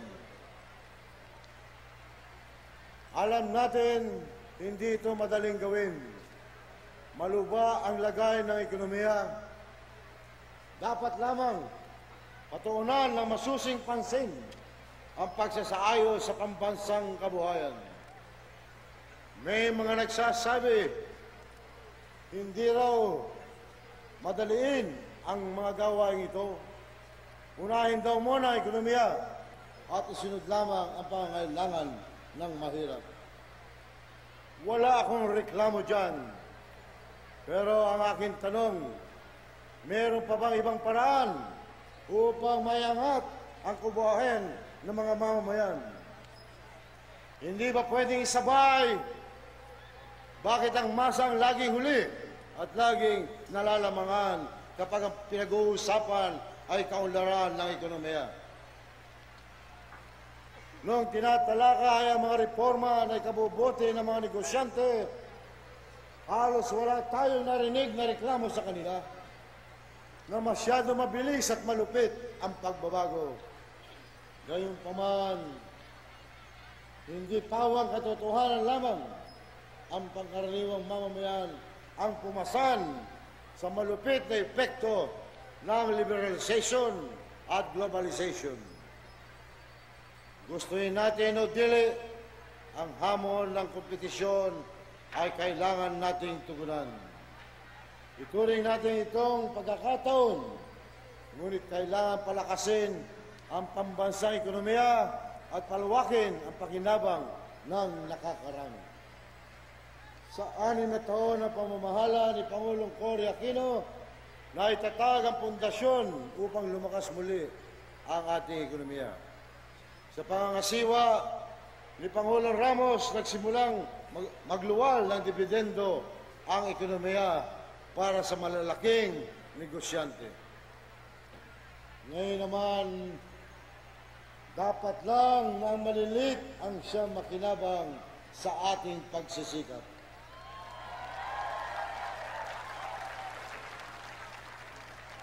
Sana sila rin, sana sila naman ay makabahagi. Progress must not be measured by the number of golf courses of the rich. Huwag naman sanang mamasamain ng ilan sa ating mga mayayaman ang mensaheng ito. Mulat sa poll, sila ang nakikinabang at hanggang sa ngayon ay nakikinabang pa rin. Sapagkat gagawin natin ang lahat upang maibalik ang katahimikan sa ating bayan. Ang katahimikan na kailangan upang umunlad ang ating kalakalan. Kaya sa ating mga maliliit at mahihirap, narito ang pangako ni ERAP.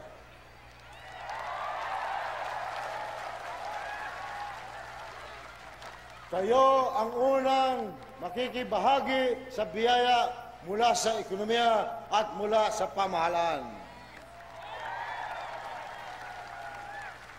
Sa abot ng aking makakaya, bibigyan natin ang masa ng disenteng tahanan, sapat na pagkain at pag-asa sa hinaharap. Papaaralin natin ang kanilang mga anak at aalagaan natin ang kanilang kalusugan. Sa kanilang mga pamilya, ihahandog natin ang katahimikan, hanap buhay at dangal sa araw-araw. Sa kasiwang palad, dumating ang panahon ng masang Pilipino. Habang ang ekonomiya ng buong Asya ay bumabaksak, wala tayong magagawa. Kailangan natin magigpit ng sinturon at ipaglaban muna ang sapat at maagang gantimpala sa ating pagsisikap. Sa aking mga kababayan, ito ang aking masasabi. Sa inyong pagsasakripisyo, ako ang mauuna at ako ang inyong kasama.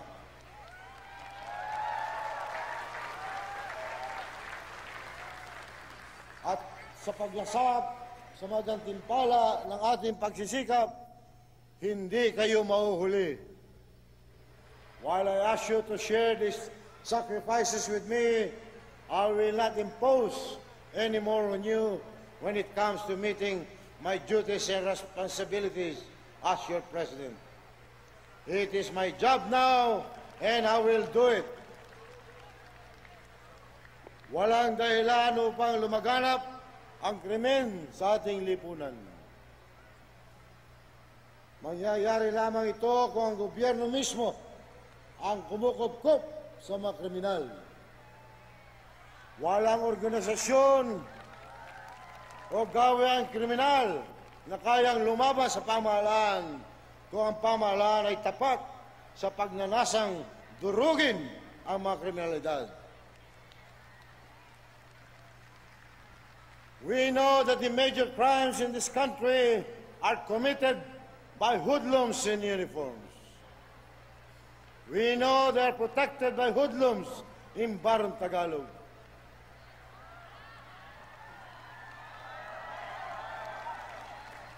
And acquitted by hoodlums in roads.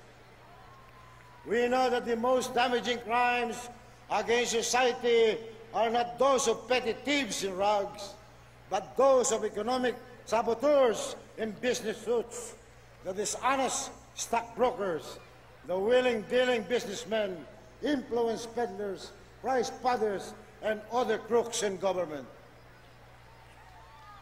Ipinapangako ko ngayon, gagamitin natin ang buong kapangyarihan ng pamahalaan upang labanan ng krimen.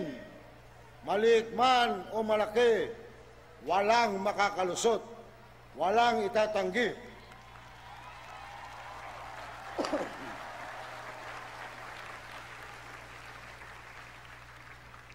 I will use all the powers of government to stamp out crime, big and small.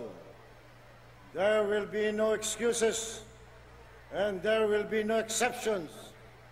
I have sent friends to jail before, and I can send them again.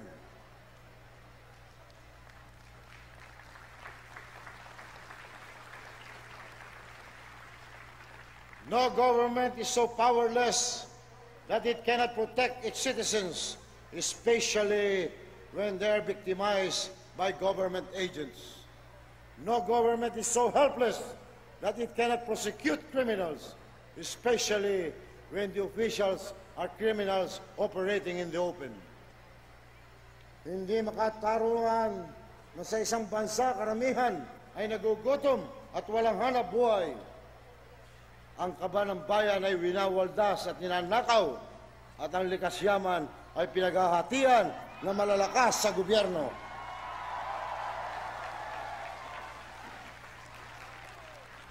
So let me tell you today, there are things that the government, even in the worst economic conditions, can do. This government will do those things. Kaya natin sugpuin ang lumalagamat na krimen. Ginawa ko at magagawa ko nung ako ay namuno ng Presidential Anti-Crime Commission. Gagawin ko ngayon ang lahat. Ngayon na Pangulo na ako.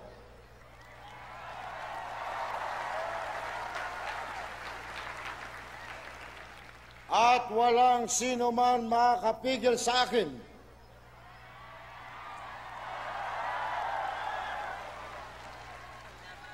What I did in PACC, I will now do and more as President of the Philippines, and when I succeed this time, nobody nobody can clip my powers.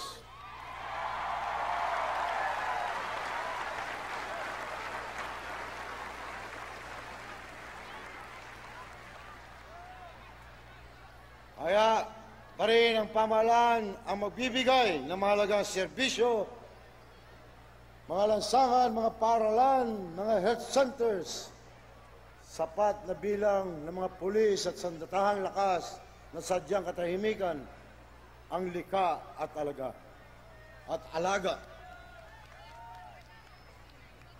Magagawa ng gobyerno ang lahat ng ito. Huwag lamang haluan ng nakawan at pork barrel.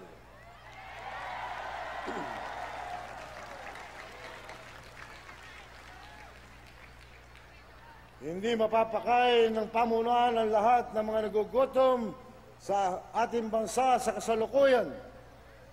Pero usigin natin ang sino mang kukupit sa pondo nakalaan sa pagbili ng pagkain. Hindi kaya ng gobyerno na pagbigyan ang lahat ng mga lugar na nangangailangan ng kalsada, konkreto at aspaldo, pero hindi natin palalampasin ang sino man magnanakaw ng pera na nakalaan sa paglikha ng mga tulay at kalsada. Hindi kaya agad ng pamahalaan pabalikin ang milyong-milyong overseas contract workers at bigyan sila ng hanapbuhay sa ating bayan. Dama natin ang kalungkutan at sakit ng paghihiwalay sa kanilang mahal sa buhay. Subalit makakaasa sila na hindi natin pababayaan ang kanilang mga pamilya at mga anak. At lalong di natin kaliligtaan ang mga kapakanan nila sa ibang bansa. Hindi kayang bigyan ng sapat na edukasyon ng lahat ng mga kabataang Pilipino sa ngayon, tulad ng itinadhana sa saligang batas. Pero hindi natin palalampasin ang sino man nagwawalda sa pondong nakalaan sa mga libro at paaralan. I appeal to the coming Congress to search its conscience for a way to stand behind me rather than against me on the pork barrel issue.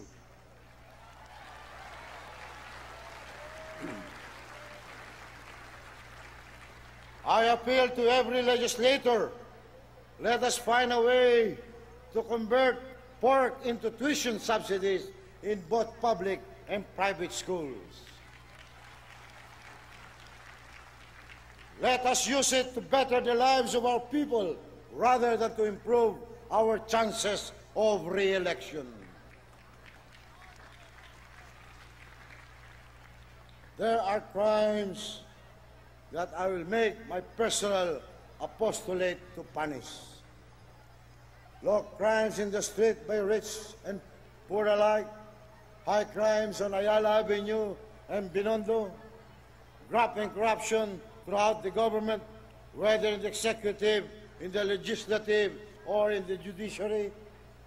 Ngayon pa lamang ang mga kamag-anak ko ay nilalapitan na ng kung sino-sino, kung ano-anong deal at kickback ang pinapangako. Binabalaan ko sila. Walang kaibigan, walang kumpare, walang kamag-anak o anak na maaaring magsamantala ngayon. At ngayon pa lamang sinasabi ko sa inyo, nag-aaksaya lamang kayo ng panahon. Huwag niyo kong subukan.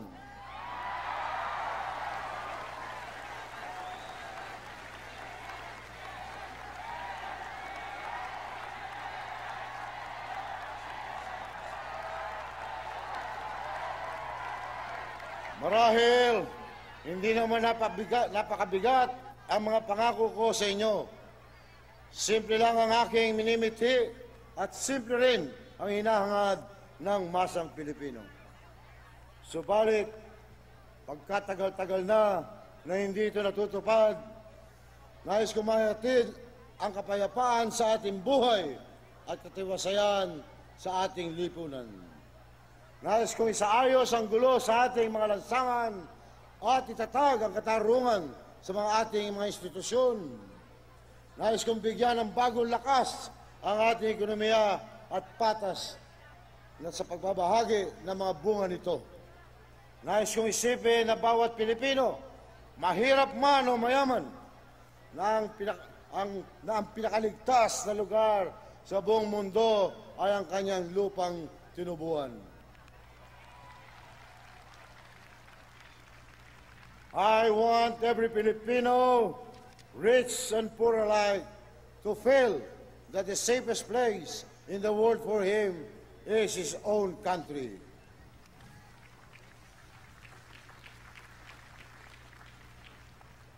Sa dakong huli, umaasa akong magkakaisa tayong lahat upang matamo natin ang kapangyarihan na nagbuhat sa ating makatuwirang hangarin.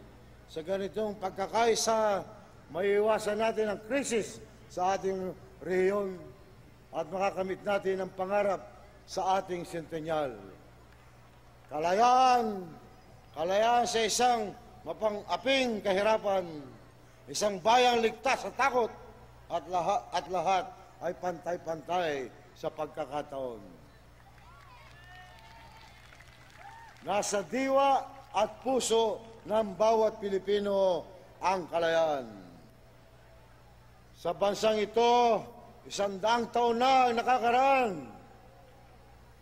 Nasulyapan sa Asya ang unang liwanag ng kalayaan. Samahan niyo si ERAP upang bigyan natin ng kakaibang ningning ang kalayaang buhat sa masang Pilipino.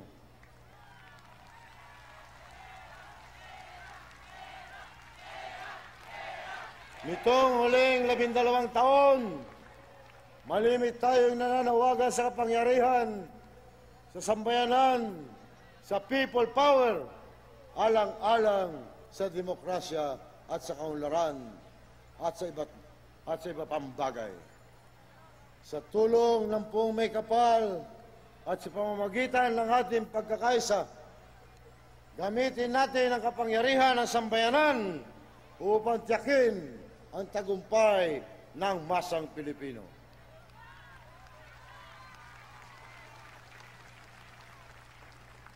Tandaan po natin, mga minamahal kong mga kababayan, wala pong tutulong sa Pilipino kung hindi ang kapwa Pilipino. Maraming salamat po.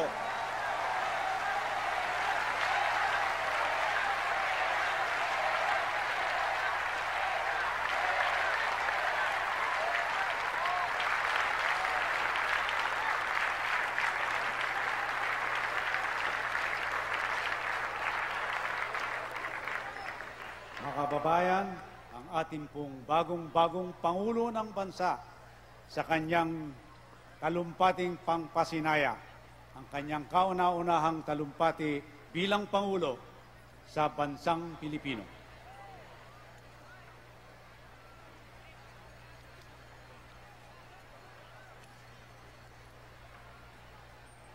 Masasaksihan po natin ngayon ang kanyang kadakilaan, Pangulong Joseph Ejercito Estrada, na gagawaran ng parangal sa paglisan.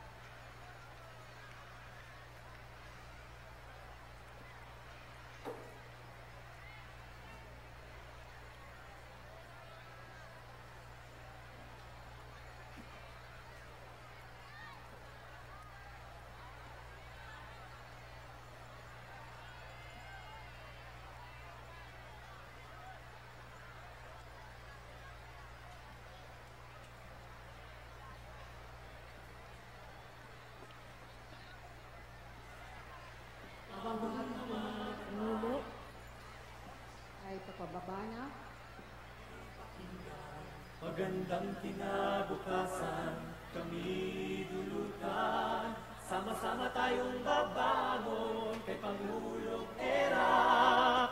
Bagong ama ng bayan, mahal ka ng mahirap.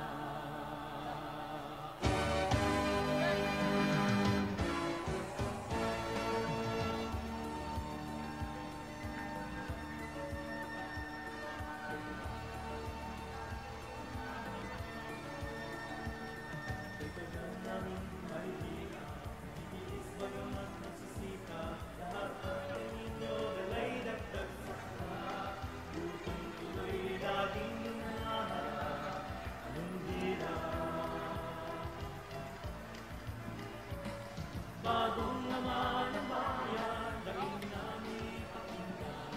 Magandang kinabukasan, kami dulutan. Sama-sama tayong babangon.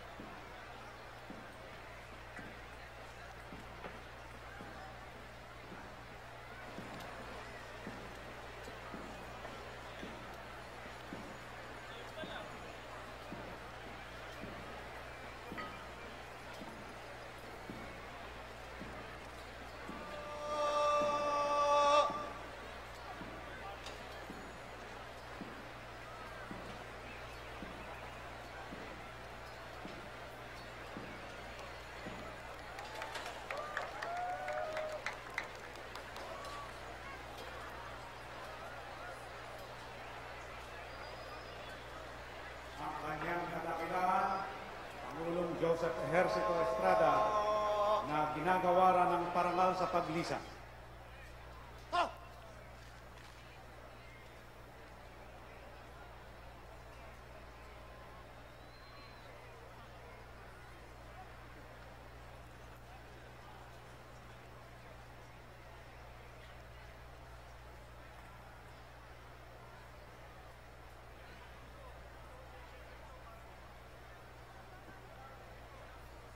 Tanghal!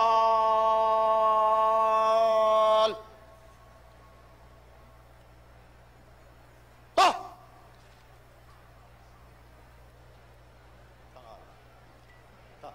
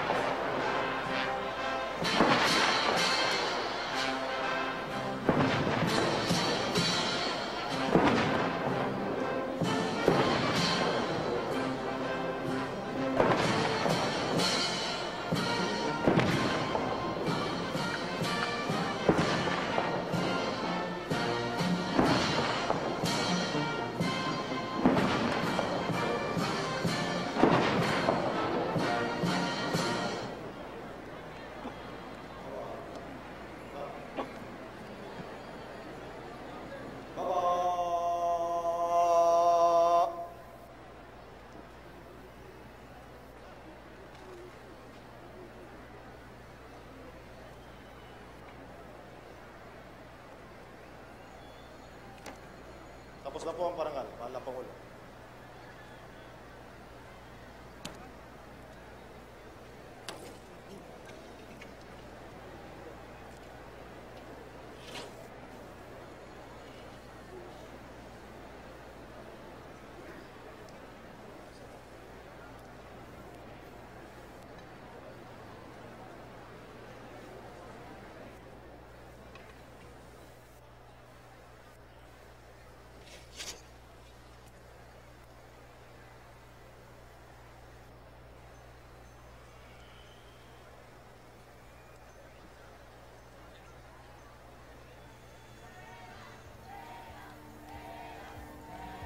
Mga kababayan, tapos na po ang ating palatuntunan ngayong gabi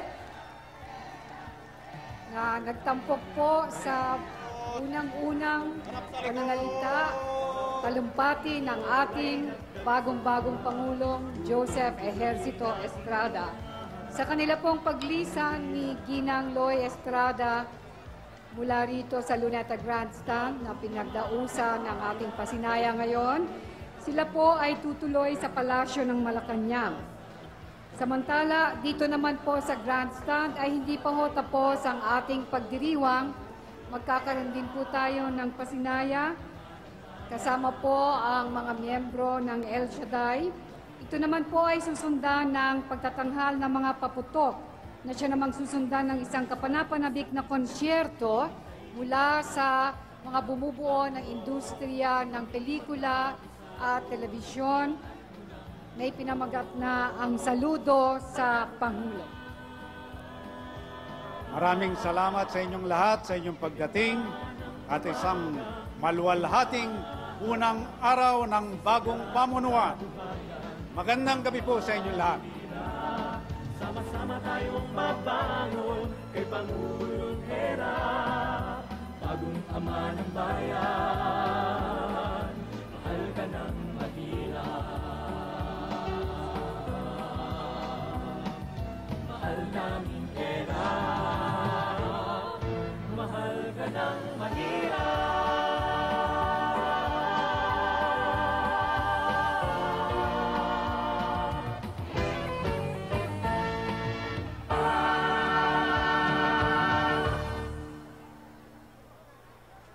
Huwag po sanang magsialisan lahat upang masaksihan ang isang napakagandang paputok o fireworks ngayong alas 7 ng gabi.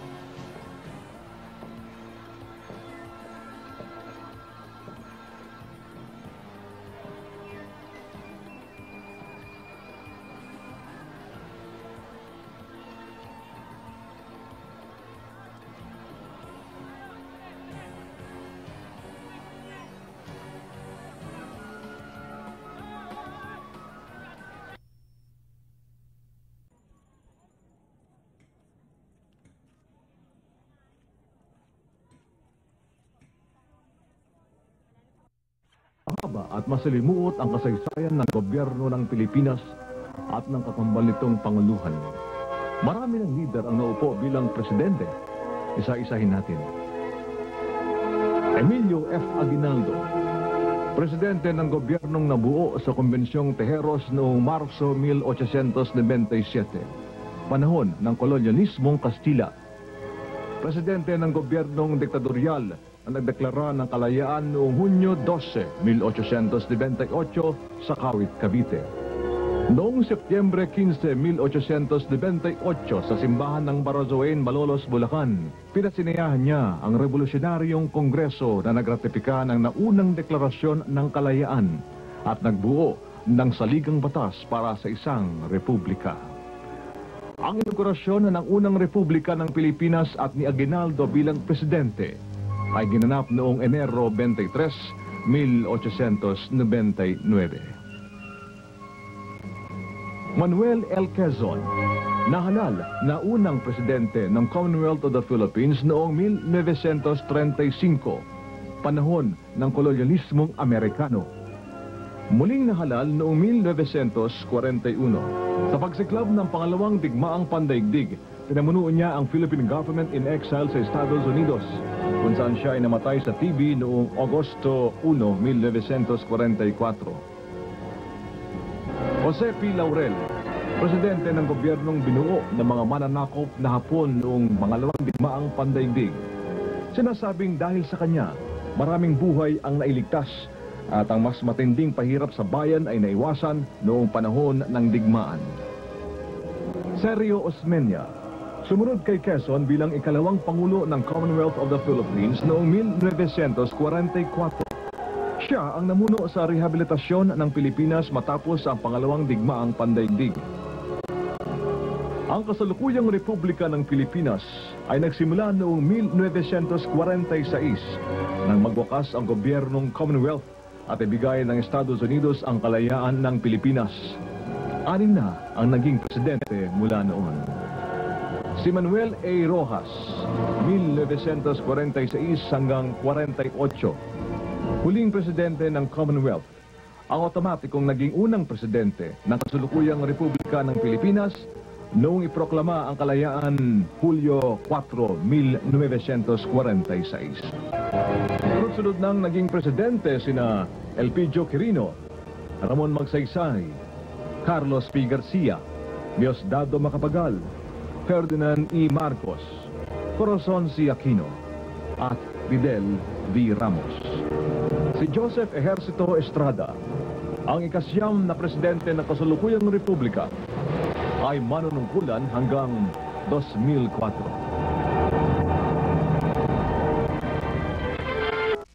Yung Pilipino, kababaihan ng Malolos. Thank you very, very much once again to all the members or to all the participants in the pool coverage. This is a great opportunity for all of us in media to get together, pool our resources for this very significant endeavor.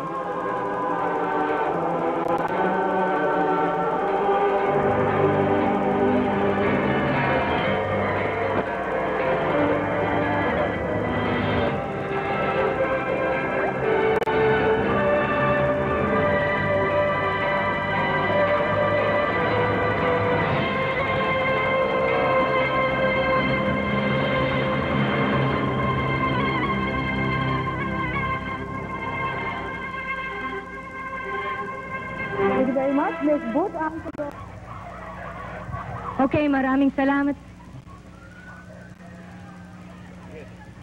Okay, maraming salamat mga kaibigan. Sa oras na ito ay parating na po si bagong Pangulong Joseph Ejercito Estrada, kasama po ang dating Pangulong Fidel V. Ramos. Mula naman dito ay didiretso si Pangulong Estrada sa Malacanang kung saan kanyang gagawin ang kanyang first official function bilang ika-13 Pangulo ng Presidente ng Pilipinas.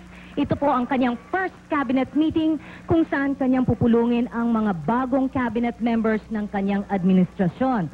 Gayunpaman, si private citizen Eddie naman, si dating Pangulong Fidel Ramos, ay maaring magtungo sa Villamor Air Base or sa Aguinaldo, maaari ding sa Ayon sa mga piloto ay maaari din itong magtungo sa Malacanang upang tapusin ang kanyang pag-iimpake ng mga gamit.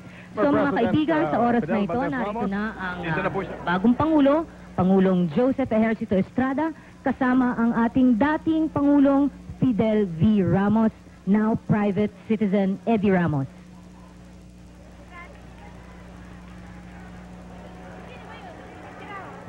Masigasig pa rin po ang palakpakan na sumasalubong sa ating bagong Pangulo at dating Pangulo dito sa makasaysayang inauguration dito po sa Malolos, Bulacan. Siya po, si Joseph Estrada po ang ikalawang Pangulo lamang na nag-inaugurate ng kanyang, nanumpa sa kanyang tungkulin dito sa Baraswain Church. Ang una po ay ang unang presidente ng ating republic, si Emilio Aguinaldo, noong 1899.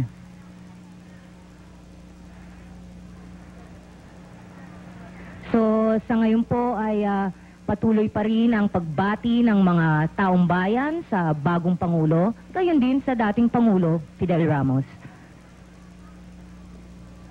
Maya-maya po, matapos ang first cabinet meeting ni President Joseph Ejercito Estrada, siya po ay magtutungo sa Luneta, sa Quirino Grandstand, upang magbigay ng kanyang unang talumpati bilang Pangulo ng Pilipinas. Guest of honor po doon sa kanyang inaugural speech, ang dating Pangulong Corazon Aquino, gayon din si dating Pangulong Fidel Ramos. He is now boarding the presidential helicopter. President Ramos is, former President Ramos is now boarding the presidential chopper. At kasama naman ni new President Joseph Estrada Ejercito ang unang ginang, Dr. Loy Ejercito.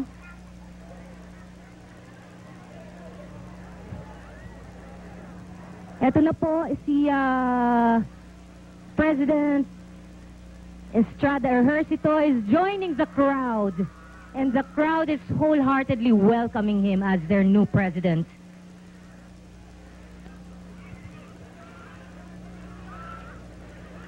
So sa ilang sandali ho, ay sasakay na po sa presidential plane ang 13th President of the Republic, President Joseph Ejercito Estrada.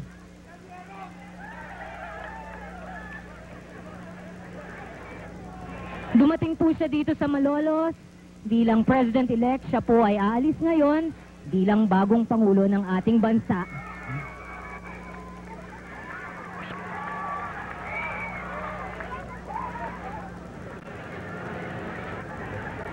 Isang final farewell to the crowd of Malolos.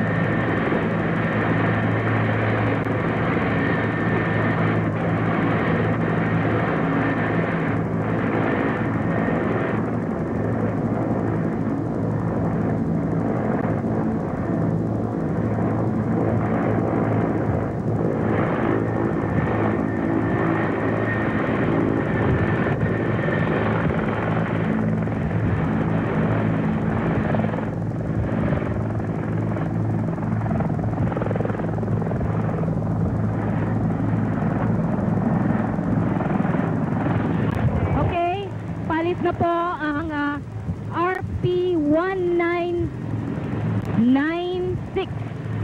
Ang helicopter po na lulal si Pangulong Joseph Estrada. Nauna po doon, umalis na po ang Presidential Chopper Philippines 2000. Lula naman si dating Pangulong Fidel V. Ramos.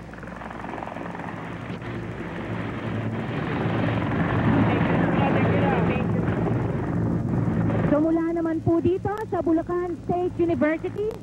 Ito po si Vivian P. Zalvidea nagpapaalam at maraming salamat po sa inyong lahat.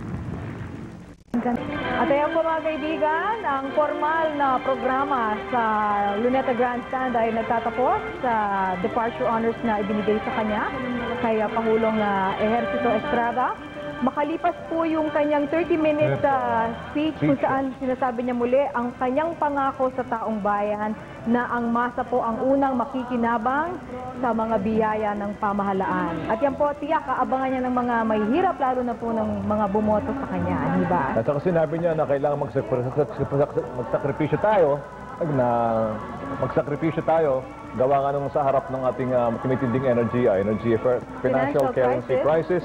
Subalit sinabi niya sa pagkikipit ng sentron, siya raw po ang mangunguna. Asahan nyo na siyang mangunguna. Sa pagsasakripisyo. At hinihiling din po niya ang kooperasyon ng mga incoming congressmen dahil nga sinasabi niya, let us work together, kumbaga stand behind me, stand with me, huwag niyo akong kalabanin dito. At imbis na yung mga pork barrel ay mapunta lang kung saan, sana mapunta sa mga bagay na talagang kakailanganin natin. Alam mo, Angelic, sinabi ng tuition fee, support sa mga bata. Edukasyon, pabahay sa mga mahihirap. Sinabi niya rin yan, matinding sinabi niya yung tukol sa globalization and liberalization na tinututulan ng mga marginalized sectors na napakabilis na hindi pa panahon para tayo magkompetensya dahil hindi pa sila ganap na matatag.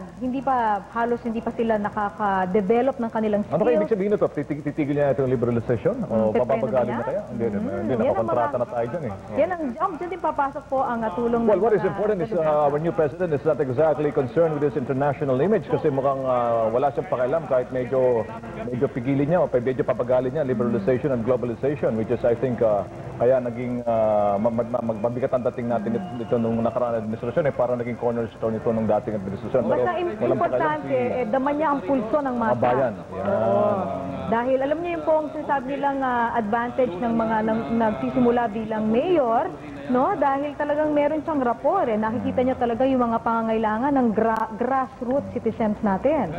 Pero Angelic, ikaw sa tingin mo yung pagtatalumpati ng ating bagong Pangulo, nararamdaman mo ba talaga yung kanyang sinseridad at kanyang paninindigan? Nakikita ko. At talagang nadadama rin ng taong bayan yung kanyang binibigkas di ba? Hindi lang nagbabasa. Alam mo, maraming bahagi dito sa talumpati na to, palagay ko, hindi lang ibinigay sa kanya, inihain sa kanya para kanyang basahin. Kung hindi, ito talaga yung mga nais niyang sabihin noong paman. Ibig mo sabihin talagang ito ay galing mismo sa kanyang kalooban. Ito yung talagang hinaing ng kanyang mga mamamayan na kanyang binikas na kanyang paninindigan sa kanyang panunungkulan na kanyang gagawin. At sinabi niya talagang gagawin niya. At wala pa rin makakapigil pagdating dun sa kanyang dati pong panunungkulan sa PACC, naalala mo na sa kabila ng kanyang mga efforts noon, nagkaroon nga ng kontrobersya at natigil ang kanyang panunungkulan bilang PACC. Pero sabi niya, ipagpapatuloy niya yan at sa pagkakataong ito, wala na raw pong magkiklip ng kanyang power.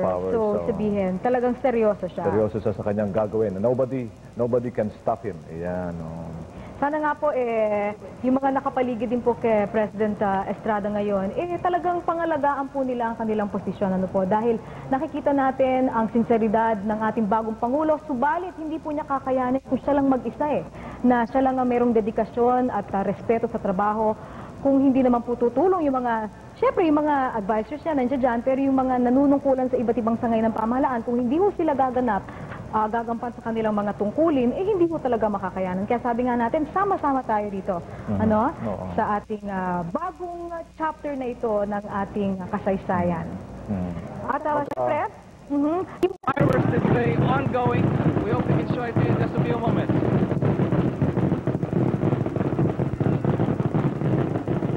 And that's happening just right behind itong ating Quirino Grandstand area.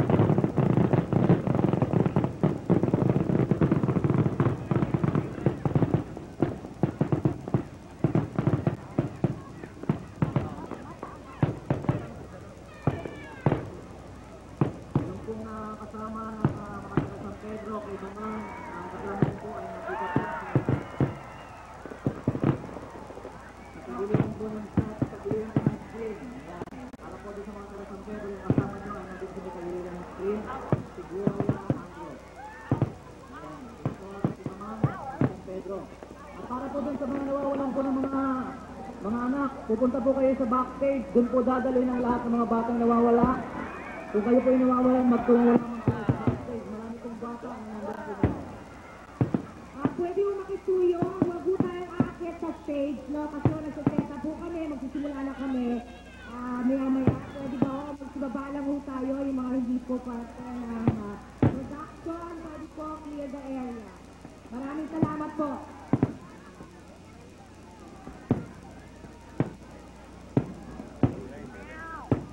Yung daw ang hilo po kanina si Felicita Castro. Felicita Castro, yung sa mga kasamahan na nandun sa Police Assistance Center.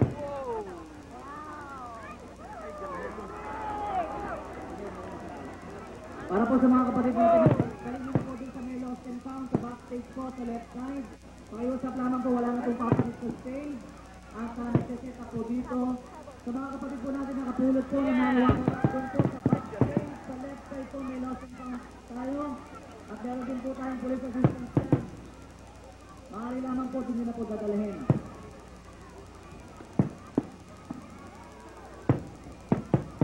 Pakiusap lang po, pwede po yung mga nawawalan po, pumunta na lang, nawawalan po ng mga anak.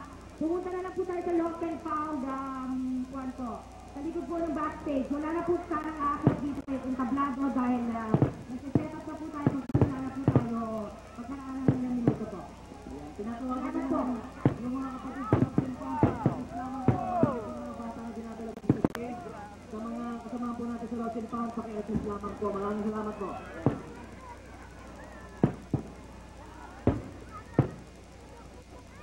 Iwasan na po natin ang pagpunta muna dito sa stage. Kung may nawawala po kayong kamag-anakan, lahat po ng nawawala ay dalhin na lamang po sa lost and found. At ang lahat po ng nawawalan, doon nyo na lang po kuhanin. Maraming salamat po.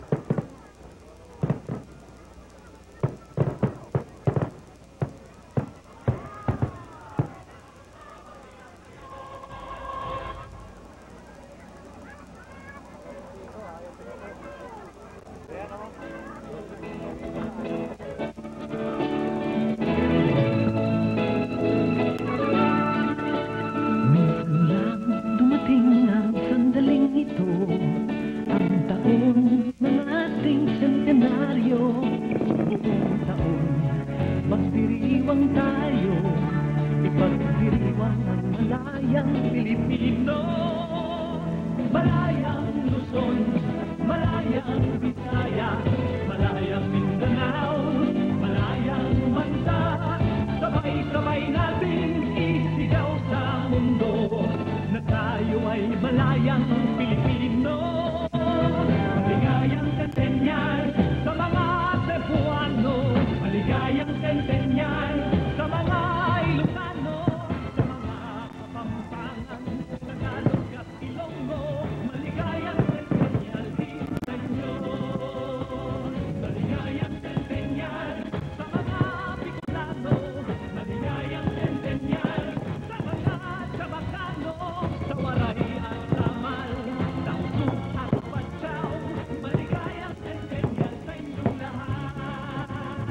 Sa mga Hiligaynon at mga Ibatan, maligayang Centennial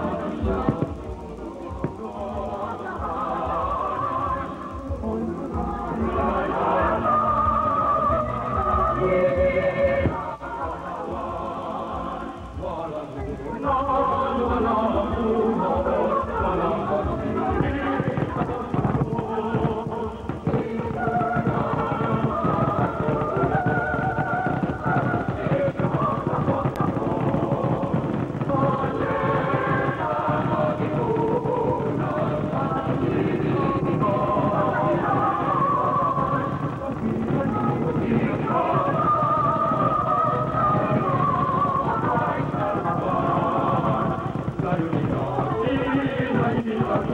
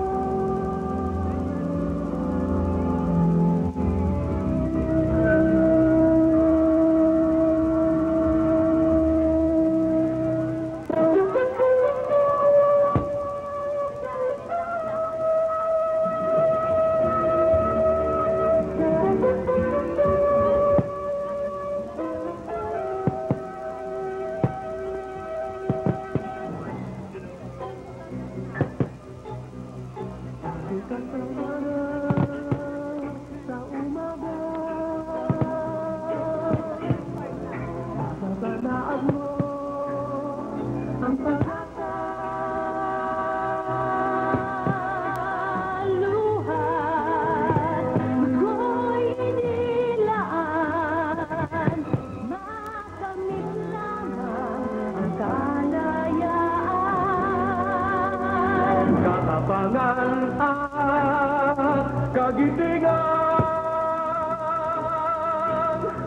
ang nagsilbing ilaw sa ating bayan.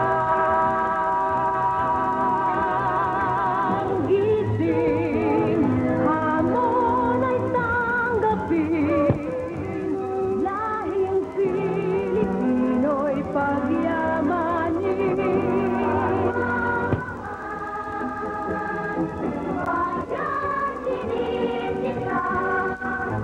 Ayan mo ngayon'y paglingkuran kita.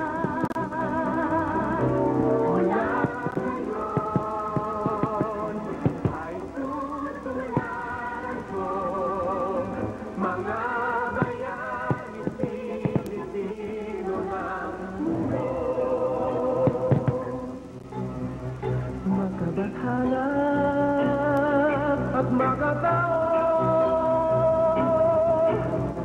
Ating kalikasan ay ingatan. Tulong ating manindigan, pagkakaisa at kapatiran. Kung panahon, mga pag-asa,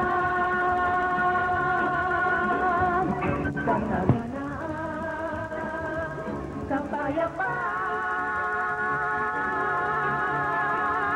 gising, hamon ay tanggapin, lahing Pilipino'y dakilain.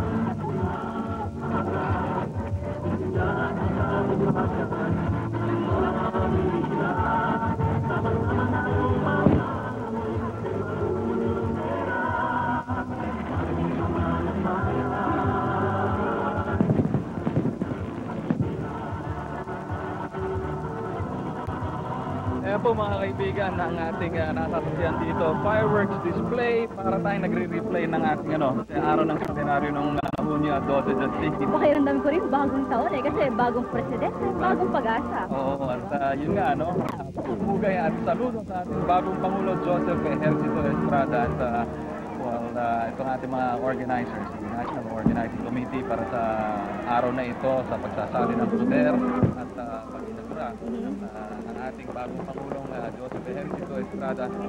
Spared no efforts na nakikita natin dyan sa pagkipugay ng ating Pangulo. That's your 15 million pesos worth of fireworks. We still have to find out kung ito rin yung obviously, same guy responsible, yung grupo na, that took charge of the fireworks display nung ating araw ng sentenaryo ng Hunyo 12. Halos pareho kasi yung mga nating paputok. Pero, kumbaga Tubi, you'll never see too much fireworks in your lifetime. Kasi every time you see it, ang ganda-ganda pa rin, nakakamangha pa rin, every time. Enjoy. And yung mga kababayan natin dito, tuwing may mga nag-uusputan na mga rockets coming from behind ditong ating Quirino Grandstand, nagsisigawan tapos pagputok sabay natutuwa at nakikita itong ating mga fireworks dito sa coming from several barges just located behind the Quirino Grandstand area. The ceremony came after the adjournment of the joint session of Congress, which canvassed the presidential and vice presidential election returns in a record time of 7 hours within 2 days. Alwin Alburo reports. Joseph and Gloria Macapagal-Arroyo are the new president and vice president of the country. Congress thus proclaimed both today after a canvassing of votes in a joint session by Congress earlier this week. Based on 99 out of 102 certificates of canvass, Lamps Joseph Ejercito Estrada garnered 10,722,295 votes to become the 13th president of the land. Likewise, Lakas candidate Macapagal Arroyo received 12,667,252 votes to become the country's first woman vice president. Legislators from both houses, families, supporters, and media this afternoon witnessed the short proclamation ceremony. Hearty applause greeted the entry of both Estrada and Macapagal. Senate President Neptali Gonzalez and House Speaker Jose de Venecia had earlier adjourned the joint session responsible for canvassing the votes of the duo. As there were no objections raised by any of the winners' respective opponents, Gonzalez and de Venecia proceeded with the ceremony.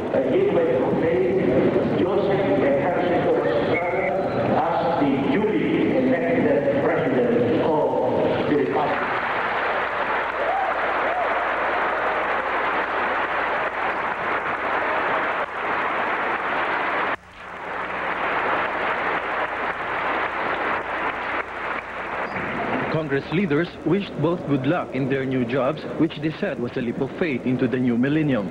Defeated presidential candidate Jose de Venecia was a profile in courage as he helped proclaim his opponent without rancor. I wish Joseph Estrada all the very best. I've completed my job for the House and for the Filipino people. How do you feel now, sir? You know, I have no more burdens on my shoulders. I feel light. But now that the proclamations are over, the battle lines for the leadership of the Senate and the lower house are set. Lakas Senator Juan Flavier said Lamps candidates for Senate President should agree who among them should become the top bet, as it's practically theirs for the asking. Ang appeal ko, magkasundo na yung tatlo. If they are not one, I might be the one. Congresswoman Tessie Aquino Oreta also proclaimed today as among Lamps' winning senators, was however confident the party could resolve matters immediately. I'm very confident that will be resolved before the real actual voting will happen. At the lower house, Solons predict it will be a battle royale for the speakership, with both parties agreeing loyalty and leadership will be the main criteria. Lakas Solons, however, predict that Estrada will encounter stiff opposition among them on the pork barrel issue, which Lamps Solons have agreed to scrap. With Eric Aguilar, Alwin Alburo, RPN News, the lower house. President Ramos congratulated members of the Senate and the House of Representatives for their quick and orderly conduct of the canvassing of votes for President and Vice President. He also commended COMELEC Chairman Bernardo Pardo and his commissioners for their efficient conduct of the elections. The President thanked de Venecia for his sportsmanship and statesmanship. For his part, Brother Eddie Villanueva, who campaigned for de Venecia, urged all Christians to respect the verdict of the people.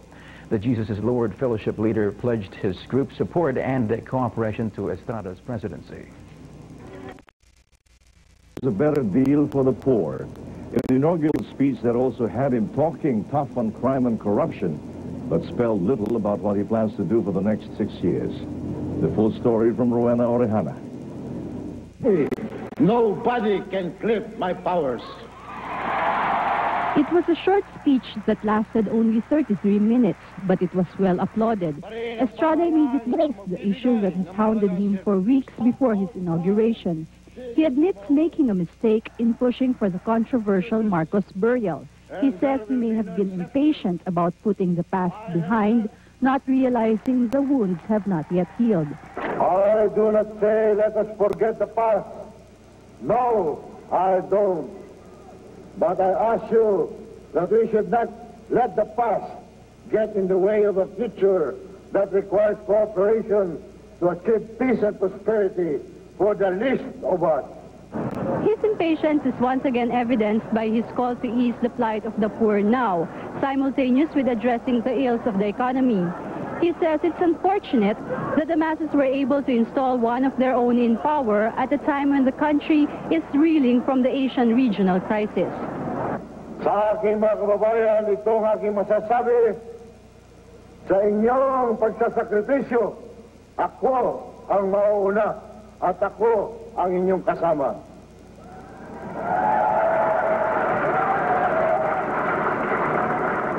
At sa paglasap, sa mga gantimpala ng ating pagsisikap, hindi kayo mahuhuli.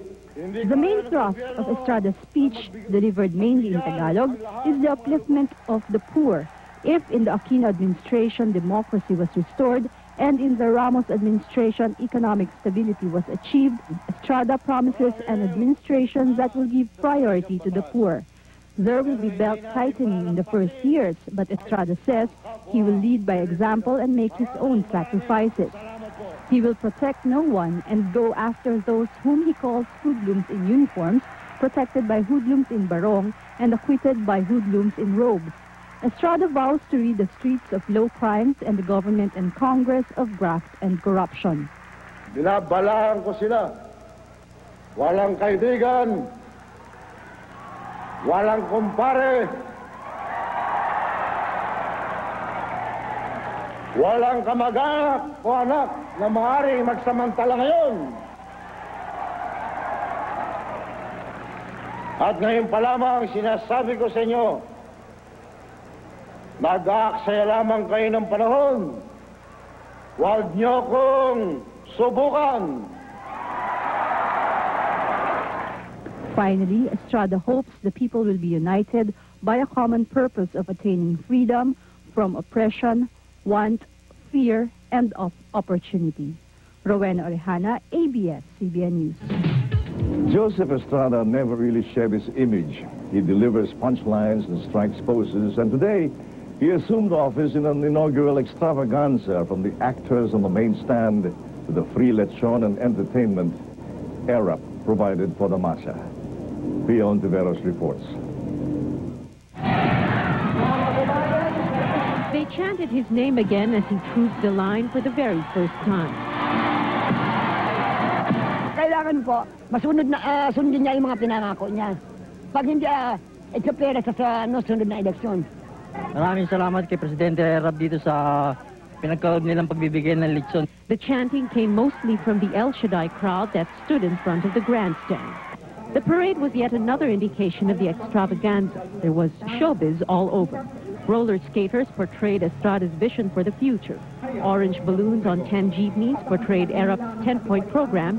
A jeep that said no more pork barrels and a jeep that promised higher pay for teachers were well applauded. A vignette of the problems Erap promises to defeat, like corruption and crime, that he doesn't want to face alone. Some soldiers even wore Erap wristbands, and the armed forces performed as the new Katipuneros.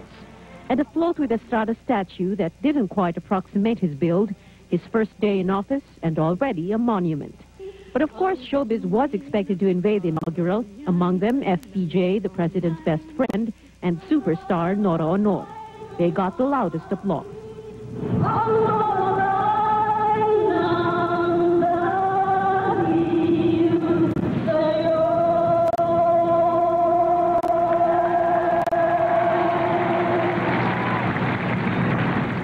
Even brother Mike Velarde got loud applause. It might have been the free lechon. Other showbiz elements were the clothes the women in the grandstand wore and the fact that former political enemies, the Aquinos and the Marcoses, sat together. There was no seating arrangement, but it was a twist of fate the Estrada presidency brings.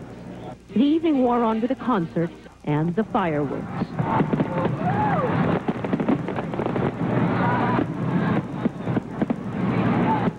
The inauguration of the Man for the Masses ends tonight with a fireworks display, a fitting tribute and a salute to the new president. Pio Ontiveros, ABS-CBN News, Quirino Grandstand. It was in historic Baraswain Church that Estrada took his oath of office. The pomp and ceremony were meant to summon remembrances of the inauguration of the first Philippine Republic 100 years ago. Jenny Alejandro was there. For days, the people of Malolos have been waiting for this moment, which they compare to the time General Emilio Aguinaldo assumed office in Baraswain Church 100 years ago. As early as 5 in the morning, crowds began to line the streets. Brass bands went around town heralding the big event. Even soldiers and policemen were dressed for the occasion. invitation in Barasoin was limited to a few. I'm prepared to offer whatever help I can give in order to, contribute to the success of his administration. My mother called off the burial. In the same manner, I hope that with this inauguration and the new president, there will be a true reconciliation in the country. Kung magagawa nating basketball to, and we can work together as one team, I think we're headed towards progress. Hindi pa rin ako makapaniwala na presidente na si Erap. Very convincing proof that democracy works in this country. We have a very peaceful, orderly transition of power. Estrada's guests were mainly Chinese business tycoons like Lu Shotan, alleged gambling lord Atong Ang, political associates in Lamp, and those who wish to extend their terms in appointive positions. Estrada and his predecessor arrived at Barasoin Church in a horse-drawn carriage to highlight the country's centennial. Arriving ahead of time, the two got a treat from the local choir, a harana.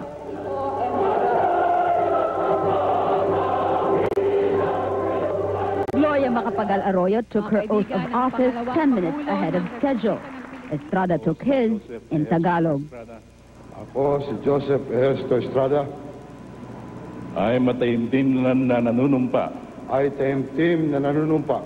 Natutuparin ko ng buong katapatan at sigasig. Ng buong katapatan at sigasig. Ang aking mga tungkulin. Ang aking mga tungkulin. Bilang Pangulo ng Republika ng Pilipinas. Bilang Pangulo ng Republika ng Pilipinas. Today marks Estrada's first day as the country's 13th president. And as he formally takes over the reins of power from his predecessor Fidel Ramos, the new president faces his greatest performance ever as he takes on the challenge of resuscitating the country's economy. Jenny Alejandro, ABS-CBN News, Malolos, Bulacan.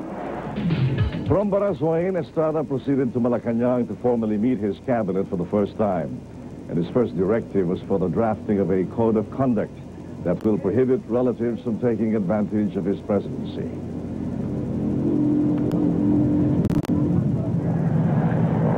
Flying back from Bulacan, the new president was, in a way, high over power.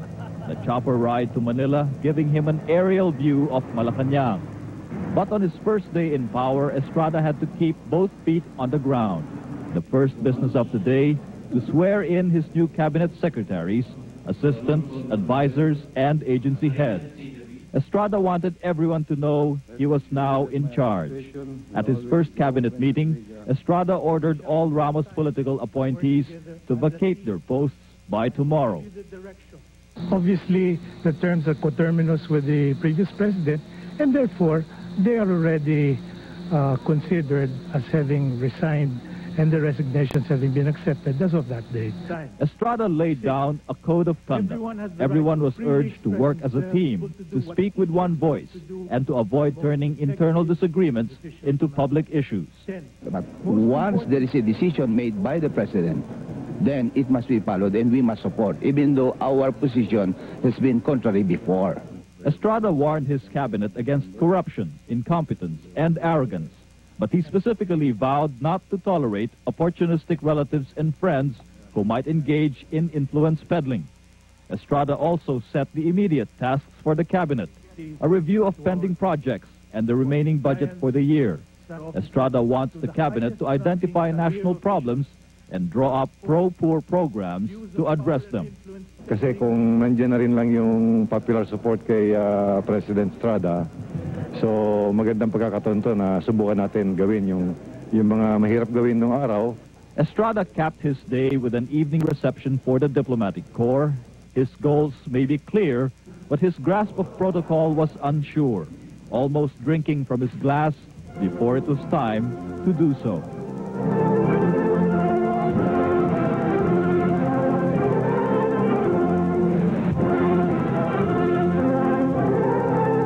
Now that the guidelines and policies have been set, President Estrada has to schedule his priority activities. Tomorrow will be a relatively light day for him. Today was a very busy day, but he'll have to take on increasingly heavier tasks for the next 100 days and beyond. Tony Velasquez, ABS-CBN News, Malacanang. Before the cabinet meeting, a chandelier crashed to the floor shortly after President Estrada passed by, but no one was hurt. Security officials are investigating the incident, and it was one of the few minor incidents that mar the inauguration. From dropout to award-winning actor and now to president. His real name is Joseph Marcelo Ejercito. He became Joseph Estrada when he became an actor in the mid-1950s. He was the black sheep in the family, the only one who dropped out of college among his 9 other siblings. As an actor, Estrada played roles ranging from farmer, jeepney driver, slum dweller, communist rebel, and labor leader. Whatever it was, the storyline was always the same, the tough guy fighting for the underdog. His nickname Erap, read backwards, is Pare. He was everybody's friend, especially the masas. He won acting awards and, while still in the peak of his career, was elected San Juan mayor, stayed for 17 years, and went on to become senator. A movie against the U.S. bases was his foremost achievement. His popularity rose even more in 1992 when he became vice president and played tough guy once again as chairman of the Presidential Anti-Crime Commission. Erap says the presidency will be his greatest performance, the peak for the family black sheep and former college dropout. Gigi Grande, ABS-CBN News. The first family will be living at the Malacanang guest house. Because it is still under repair, Estrada's house in San Juan will be his place of residence. Patrick Paez was there this morning. This is the new presidential limo. Estrada arrived at his Green Hills residence at 6:30. In the past weeks, this house almost rivaled Malacanang as the center of power. A college dropout, once the family black sheep, is now president, but he prefers to be called by his street name. Erap lang, Erap. His goatee, the wristband that hides a scar. They brought luck to Erap. Never an early riser, he plans to work from 8 a.m. to 2 a.m. and derives some inspiration from past presidents. Sa mga unang mga taon ay hinangaan ko rin si Presidente Marcos. Kaya ngayon ay hinangaan ko rin si Presidente Cory Aquino. Siya nagbalik ng demokrasya sa ating bansa. At si Presidente Ramos naman ay siya ang gumawa ng political stability. The new First Lady, painfully shy, defines her place beside the President. Parang ambivalent kasi masaya at saka pangalawa yung bang siyempre iniisip mo yung maraming problema hinaharap. What will be your role as First Lady? Maybe I'll be very active. I'll be a working First Lady. The only non-relative around was Fernando Poe Jr. They go a long way back. FPJ is Erap's best friend and now the person most trusted by the President. Why I campaigned for him is because, because magbe-benefit yung mga mahirap. So, hindi po kayo magkakaroon ng posisyon sa gobyerno? Wala. Bakit? Hindi yata. This was his compadre's advice. Huwag daw iinit ang ulo ko at lagi daw akong malawakan ko ang aking pasensya sapagkat itong akin daw posisyon ay talagang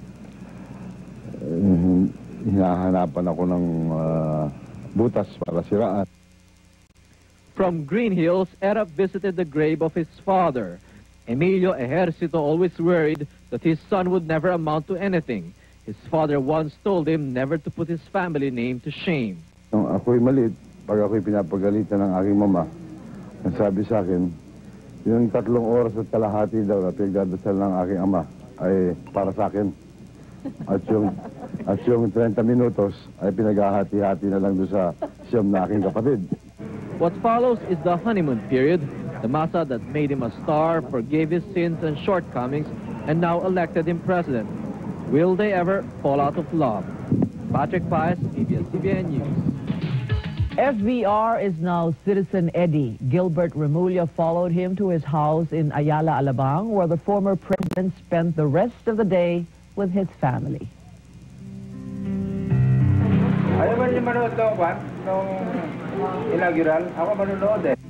He seemed to be in a relaxed mood. After all, he was home. No more hangers-on and no more of that extremely busy schedule. Only family. And just like his 6 years of being president, he did not show any excesses of emotion. And even when he was reminiscing, I was proclaimed officially on the 23rd of June. He was steady. And Steady Eddie may now be called Citizen Eddie. From dining with kings to eating fast food pancit with a sense of humor. Actually, it's not always like this. Sometimes it's worse.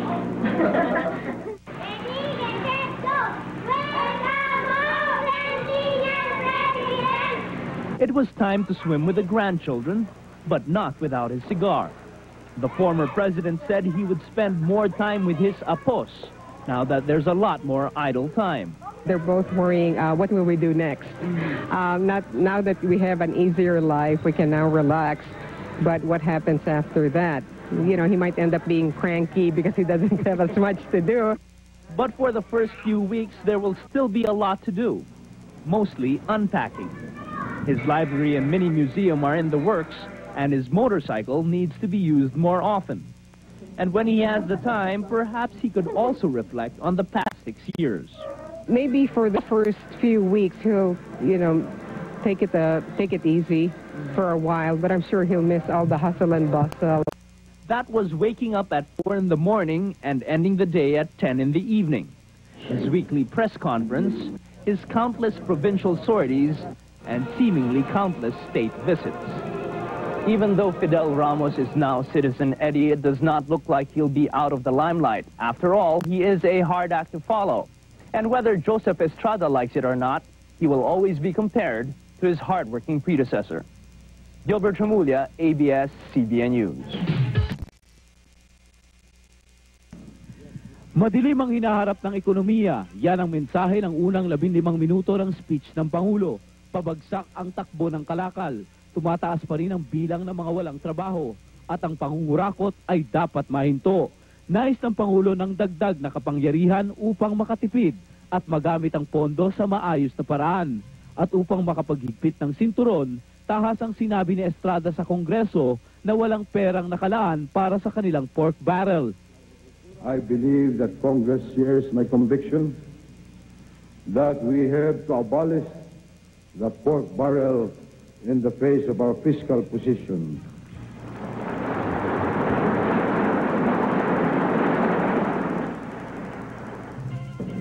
So, konti ang mga congressman na pumapalakpak. Inihayag din ng Pangulo ang pagsususpindi niya sa Armed Forces Modernization Program. Ito rin ang dahilan kaya nais niyang iratipika ng Senado ang kontrobersyal na Visiting Forces Agreement ng bansa at ng Estados Unidos. Until we develop a credible military deterrent, we must depend on the goodwill of our neighbors, on our treaty commitment with the United States, and on the skills of our diplomats in conveying to everyone that we want only peace, stability, and a shared prosperity. Isang taong palugit ang ibinigay ni Estrada sa PCGG upang tapusin na ang mga nakabimbing kaso ng Marcoses at mga cronies nito. Tila determinado rin ang Pangulo na habulin ang umano'y cronies naman ni dating Pangulong Ramos. Binakbakan rin ni ERAP ang mga malalaking korporasyon na anya ay nagpasasa sa kaban ng bayan kung saan ang maliliit na negosyante ang nasasagasaan. This practice will be reversed. Sobra na ang kanilang pagsasamantala. Magbibigay rin si Estrada ng tax amnesty period. Paglampas sa taning, hahabulin na ng gobyerno ang mga tax evaders, maging sino man sila. Nais rin ng Pangulo na lipuli ng mga sindikato sa pamamagitan ng bagong tatag na Presidential Task Force Against Crime. Maybe there's a better way, but no one has shown me this.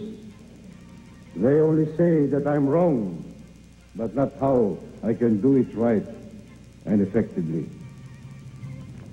Sawa na ako sa kanila. Ang iba pa sa listahan ng Pangulo na nais niyang tuparin ng Kongreso ay ang mga sumusunod. Parusang kamatayan para sa mandaraya sa eleksyon. Mas malupit na parusa laban sa mga lulong sa droga.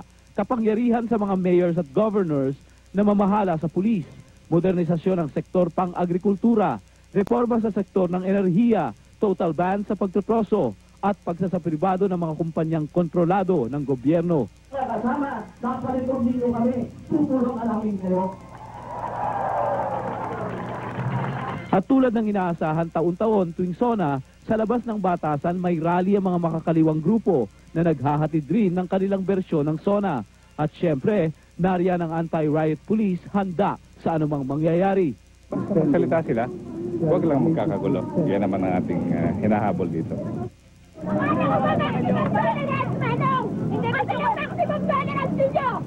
Nanaig ang init ng ulo, subalit agad naman itong napanatag. Sinamantala ng PAL Labor Union ng rally at sila'y nakisali. Naroon din ang grupong tutol sa mass layoffs at contractualization at humihingi ng dagdag na sahod. May nanunog ng effigy ni ERAP at binatikos ito sa pagsuporta sa Visiting Forces Agreement ng bansa at ng Estados Unidos. This is probably a manifestation of our desire to make our poor, the helpless workers realize that we are one with them. Bukod sa 4.3 million na mga manggagawang wala ng trabaho, nadadagdagan yan ngayon ng 2,300 na mga manggagawang nawawala ng trabaho araw-araw. Ang pinakahamon, hindi yung ilabas ang katotohanan tungkol sa sitwasyon. Ang pinakahamon sa kanya ay kung anong balak niyang gawin. Sinusubukan nila kung hanggang saan ang pangako ni ERAP na para siya sa mahihirap. Pinayagan ng mga lider nila na makalapit kay Estrada upang sabihin ang kanilang mga hinaing. Nangako si ERAP na siya'y makikinig, subalit hindi siya nagbitiw ng anumang pangako. Para sa alas 5:30, Mark Logan.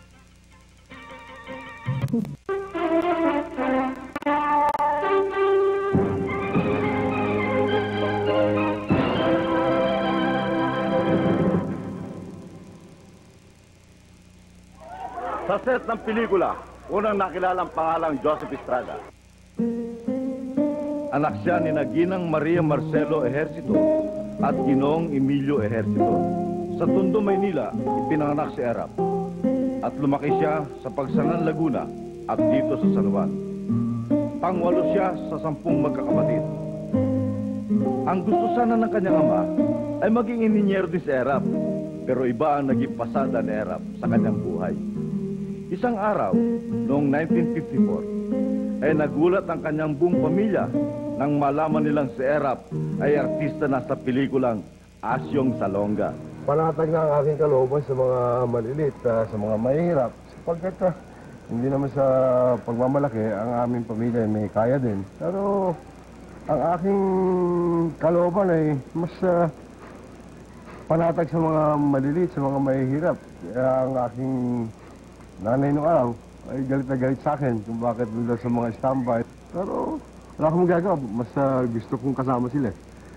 Kaya siguro nung ako yung nag-artista, ay alam ko na mga kilos ng mga maliliit mahihirap, alam ko kanilang mga damdamin, alam ko kanilang mga kalagayan. Kaya siguro natural pag umaakti ako sa harap ng camera na kayang-kaya ko na gampanan yung mga papel ng mga magsasaka, yung mga jeepney driver, taxi driver, yung mga labor leader. Kaya siguro talagang andun ako papunta. At ako naman hindi nagsisisi na nagkaroon pagkakataon na magampanan ko lahat ng klaseng papel ng mga mahihirap. Dahil sa husay ng kanyang pagganap bilang artista, si ERAP ay 5 beses ginawaran ng FAMAS Award bilang pinakamahusay na aktor. Dahil dito, siya ay naging FAMAS Hall of Fame Award. Sa daigdig ng pelikula, si ERAP ay naging simbolo ng masa. Nakilala siya sa mga papel na nagpapakita ng kadakilaan ng mga maralita. Siya ang naging sining ng katanungan, ang tagapagtanggol ng mga naaapit. Nang matamo na niya ang lahat ng tagumpay sa pelikula, ay napagpasyahan ni ERAP na gampanan sa totoong buhay ang mga papel ng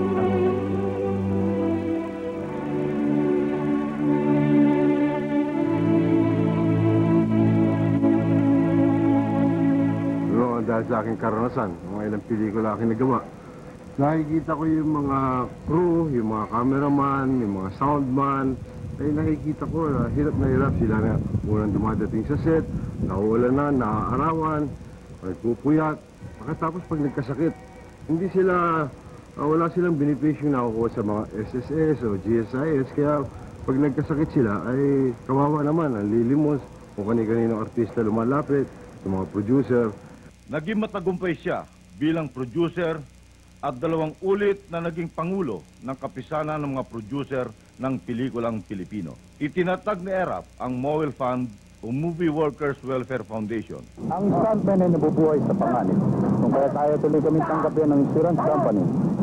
At kung kami man ay tanggapin, talagang napakalaki ng premium. Mabuti na lamang at mayroong MOWEL Fund na handang tumulong sa aming maliliit na stuntman. Si ERAP hindi pa politiko, itinayo niya na ang MOWEL Fund. Nakita niya kasi ang kalagayan naming manggagawa ng pelikula. Kaya hindi rin kami nagtataka kung bakit niya pinasok ang politika. Ang matulungan ang tulad naming maliliit. Tama yun. Kailangan namin ng suporta. Kung kami magkakaskit, o kaya mamamatay. Walang ibang asahan.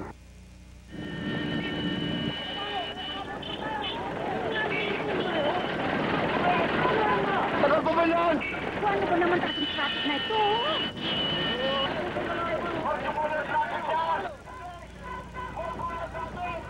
Hindi ayaw magbibigayan eh.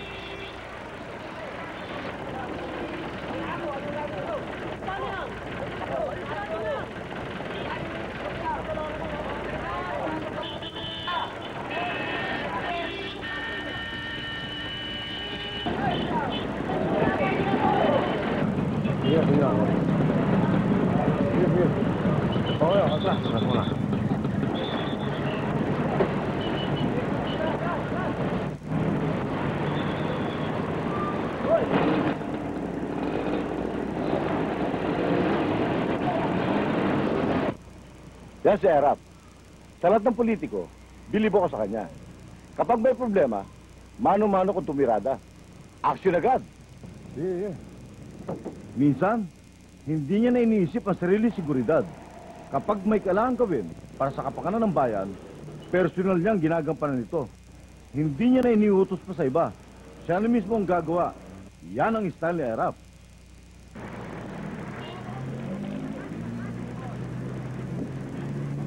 Ako nga para si Mangambo. Kababae ko si ERAP dito sa bayan ng San Juan. Kaya lahat ng karanasan niya sa pelikula at politika ay nasundan ko. Kaya halina kayo. Sumama na kayo sa pasada ng buhay ni ERAP.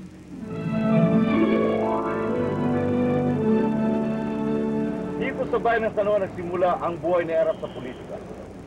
Taong 1967, nang unang marinig ang pangalang Joseph Ejercito Estrada. Pero hindi po napakadali ang buhay ni ERAP sa larangan ng politika. Nararamdaman ko na rin na talagang masama ang palaka dito sa aming bayan. Pati mga pulis, sila na na-involve sa mga krimen. At masyadong maraming anomalyang palaka dito sa aming bayan.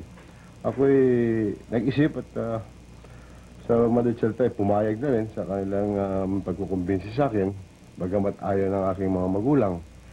Kaya tinanggap ko yung hamon at tumakbo na akong mayor. Mainit ko ng naman natin. Ano nakasama kalaban ni ERAP? Mga miyembro sila ng dalawang pinakamalaking partido ng mga panahon. Ang isa ay nasyonalista at ang isa ay liberal. Walang partido ni ERAP. Independiente. Marami ang nagkakalang walang laban sa ERAP ng eleksyon. Sinuportahan siya ng kanyang mga kasama sa pelikula at sa pagtitiwala ng taong bayan sa kanyang tapatan. Kinutuyot siya ng mga mamamayan ng San Juan. Ngunit nagpursige ko, talagang nagkampanya ko. Pagkatapos nga nung eleksyon, alam kong mananalo ko, ang naging resulta ng eleksyon dinaya ako. Noong salita nag-file pa ako ng election protest. Kaya medyo may kahirapan bago ako naging mayor. Akong na-declare na talagang tunay na elected mayor.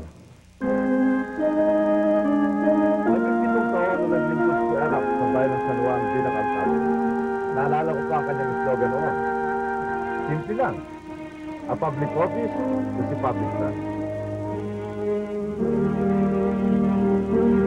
Ang ibig sabihin, kapag ikaw ay pinagkatiwalaan ng boto ng taong bayan upang malagay sa magandang pwesto, kailangan bigyan mo rin sila ng isang matapat at makataong paglilingkod sa bayan. Kaya una kong proyekto ay yung aming first municipal public high school. Sapagkat dito sa aming bayan, wala pang high school nung panahon na yun. Kaya yung mga magulang, mga mahihirap na pamilya, yung kanilang mga nanay, tatay, pumupunta pa sa Maynila, sa Mapa High School o sa Quezon City, nagsisinungaling sila na sila'y nakatira sa Maynila o sa Quezon City para matanggap lang yung kanilang mga anak makapagpatuloy sa high school. Pag may namamatayan, pinupuntahan ko, lalo na doon sa squatter area, minsan, 2 linggo na, hindi pa nalilibing yung patay. Kaya ako nagtayo ng foundation, yung tawag na Friends of Era for pre-burial. Kaya lahat yung mga mahihirap dito sa bayan ng San Juan ay libre-libing. Yan ang unang-unang mga ginawa ko para sa mga mahihirap natin mga kababayan. Napansin ni Era na marumi at luma na ang pamilihang bayan. Kung kaya't pinagtagal ay itinatayo niya ang isang makabago at modernong San Juan Agora Complex. Ang kauna-unahang ganitong uri ng pamilihan sa buong bansa. Agora Market, yan ang tinatawag natin na turnkey basis. Ngayon ginawa na sa batas yung BOT, Build, Operate, and Transfer. Nauna na ako dyan, 24 years ago. Meron na akong BOT dito sa bayan ng San Juan. Kaya nung unang ako'y naupo, 2.8 million lang ang income ng bayan ng San Juan. At ang nagawa ko dyan paraan ay pinadala ko ang aking municipal treasurer at saka municipal assessor sa Estados Unidos para mag-aral ng computer. Ito'y 1976 pa. O hindi pa usong computer nun. Kaya nung pagbalik dito ng aking treasurer at saka assessor, ay bumili kami ng computer kaya sa Amerika at napacomputerize namin yung real estate tax collection namin. Kaya biglang lumaki ang income namin. Pinasimentuhan rin ni Erap ang lahat ng kalsada sa San Juan. Ipinatayo ni Erap ang bagong post office, mga palaruan para sa mga bata, at mga health center sa bawat barangay ng bayan. Disiplina ni Erap ang pulisya ng San Juan. Pagkatapos, ay pinagpatayo niya ito ng bagong headquarters at binigyan ng mga bagong kagamitan upang lalong mapahusay ang serbisyo sa bayan. Nakita ni Erap na marami sa kanyang mga kababayan sa San Juan ang squatter. Si Erap ang kaunang mayor na nagkaroon ng squatters relocation program. Binili ng pamahalang bayan ng San Juan ang 18 hektaryang lupa sa Taytay Rizal Resettlement Area na dating pag-aari ng Veritas. Yung pinakamahalagang proyekto ko dito sa bayan ng San Juan ay yung resettlement area. Sa kanyang karawan, dinlan ni Erap ang daan-daang pamilyang squatter sa resettlement area sa Taytay Rizal. Isa sa pinakamahalagang proyekto ng kanyang administrasyon. Sa lugar na ito, inihatid ni Erap ang mga pamilyang marilita upang bigyan ng pag-asa.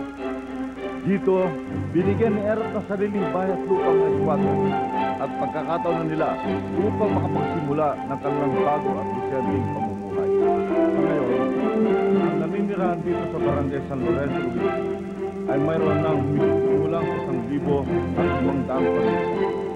Dahil nasa hindi mapatay ang record bilang alkalde, iginawad kay Erap noong 1972 ang natatanging pambansang gawad ng Philippine JQ, ang TOIM o 10 Outstanding Young Men of the Year Award for Public Administration.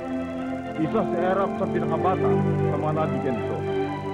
Tinangal din si Erap bilang Most Outstanding Metro Manila Mayor at Foremost Nationalist Mayor noong taong Diniyon.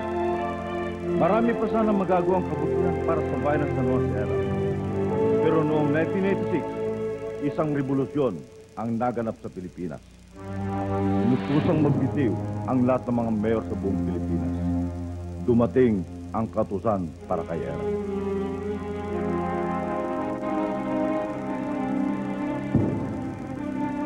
Ayaw palisin ng taong bayan sa Erap. Manindigan ang mga mamamayan na nagmamahal. Pero bilang paggalang sa bagong pamahalaan, si Erap ay mapayapang sumunod sa kautusan.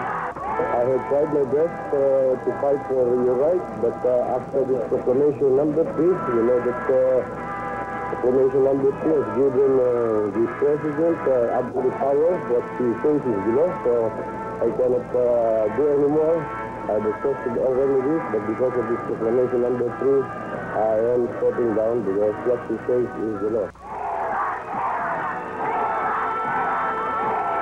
At bilang tanda ng kausay ng kanyang administrasyon, bago bumaba sa ERAP, ay nag-iwan siya ng mahigit sa 23 milyong piso sa kabangbayan ng San Juan. Walang sinumang mayor sa buong Pilipinas ang nakagawa ng ganon noong mga panahong yun. Ako ang tunay na nagmamahal sa inyo lahat.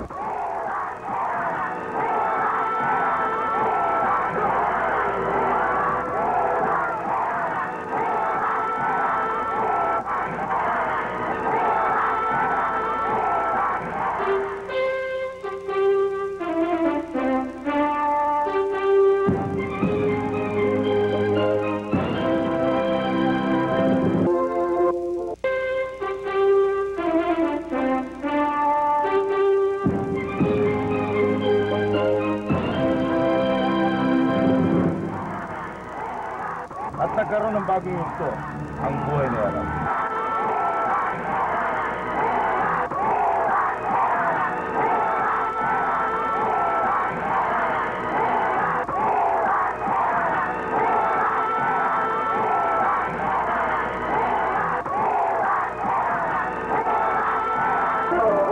Ang kailangan po dito, hindi yung mga magna cum laude o sino cum laude. Ang kailangan po dito ay puso at kanapatan magluto sa bayan.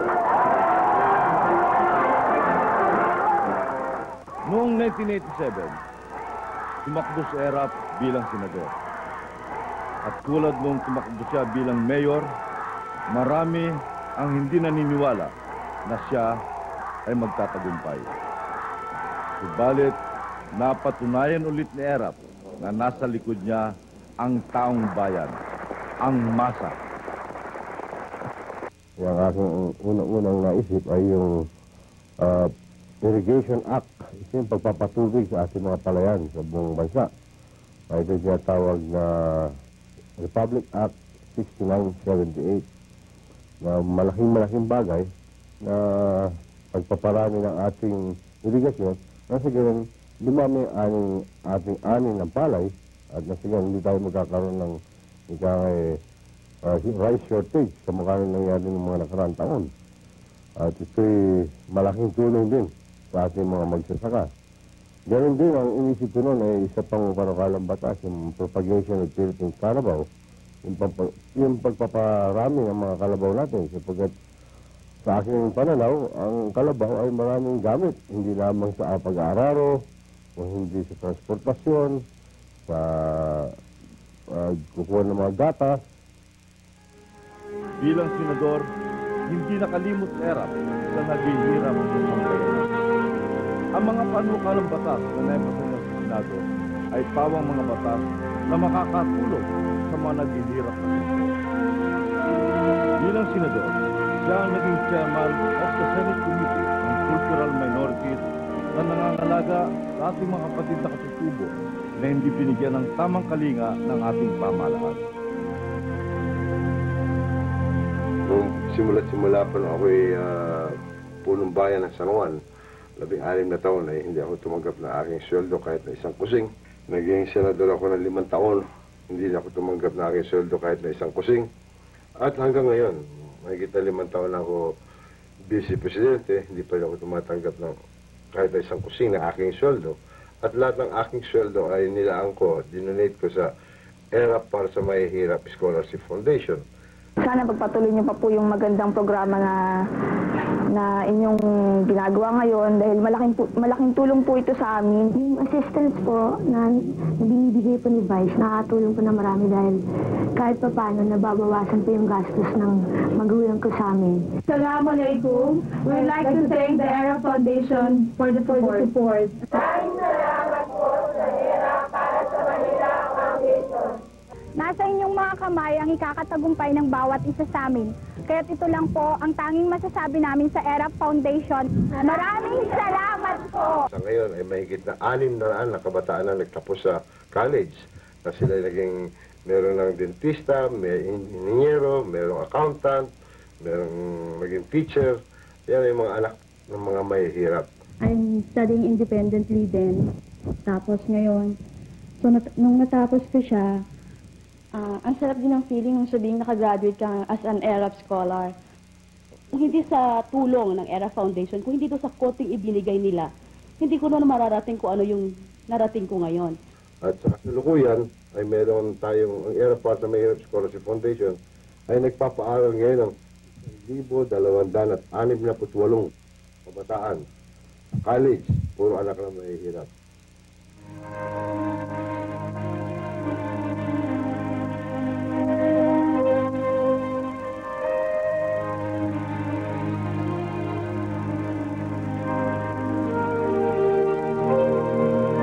Gusto rin makatiyak ni ERAP na ang ating mga kabataan ay makakaiwas sa mga ipinagbabawal na lumos. Sa pakikipagtulungan sa Philippine National Police, inilunsad ni ERAP ang programang PhilDare o Philippine Drug Abuse Resistance Training. Isang programang pag-edukasyon na magtuturo sa mga kabataan kung paanong lumayo sa tukso ng droga.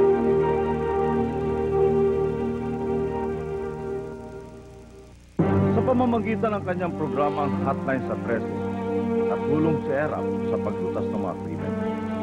Dito, ipinaglalaban ni ERAP ang karapatan ng mahihirap at mahihina na kadalasay na pagkakaitan katarungan. Senador Joseph Estrado, kung pwede ho, tulungan nyo kami para humalutas ang nangyari sa anak ko. Alaman ang pulso ng bayan. Nasa ganon, doon mo mayahambing yung mga batas na iniisip mong makakabuti at makakatulong sa mga maliit na hirap. Ay katulad nga na sinabi ng ating yumaong Presidente Ramon Magsaysay, those who have less in life must have more in law.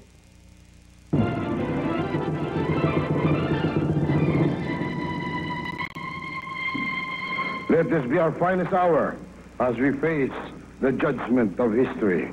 We have become so dependent on the Americans that we have never learned to be self-sufficient. Lagi na lang tayong umaasa sa kano na para bang wala na tayong kinabukasan kung mawawala sa ating bansa. In the community of nations, our country has been seen as a nation of beggars, a nation of prostitutes, a nation of cheaters, a nation of domestic helpers. And if we do not assert ourselves today, we will also be known as a nation of cowards. This I cannot accept. And this we must not accept.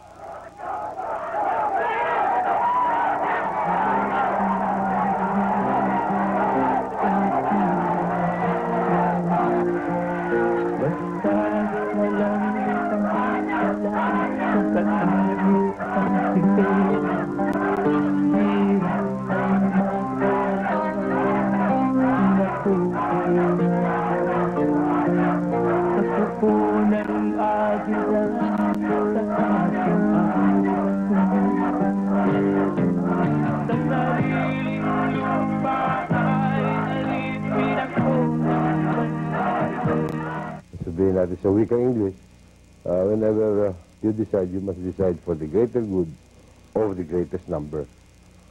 Pagkat, alam mo kasi, yung mga ating ibang politiko, nangangako pag panahon ng eleksyon na ito ang gagawin nila, baka mahirap sila, poor sila.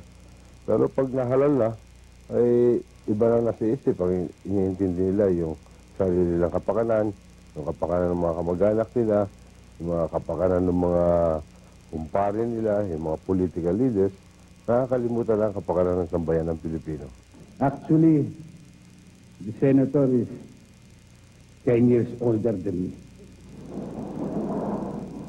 But kidding aside, malaking karangalan para sa akin, naiabot itong Life Achievement Award sa isang taong ang tinulong sa industriya ng pelikulang Pilipino ay sukdulan. Ang matalik kong kaibigan at kaibigan ng lahat, Senator Erap Estrada.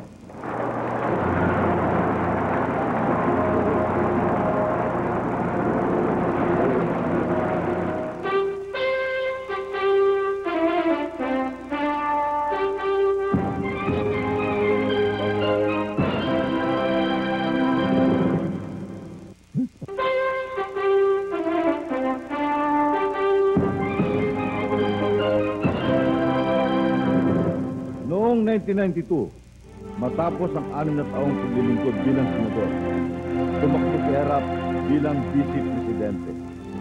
Tumakbo siya sa plataforma ng pagiging makabayan at makamasa.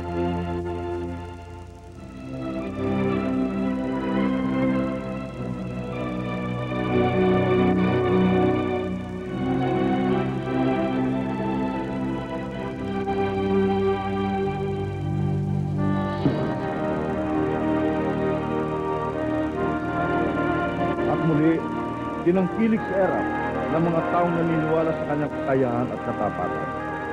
Ang mga mahihirap na mamamayang Pilipino na taus-puso niyang pinaglilingkuran. Sa isa pang pagkakataon, dinala nila si Erap sa tugatong ng tagumpay.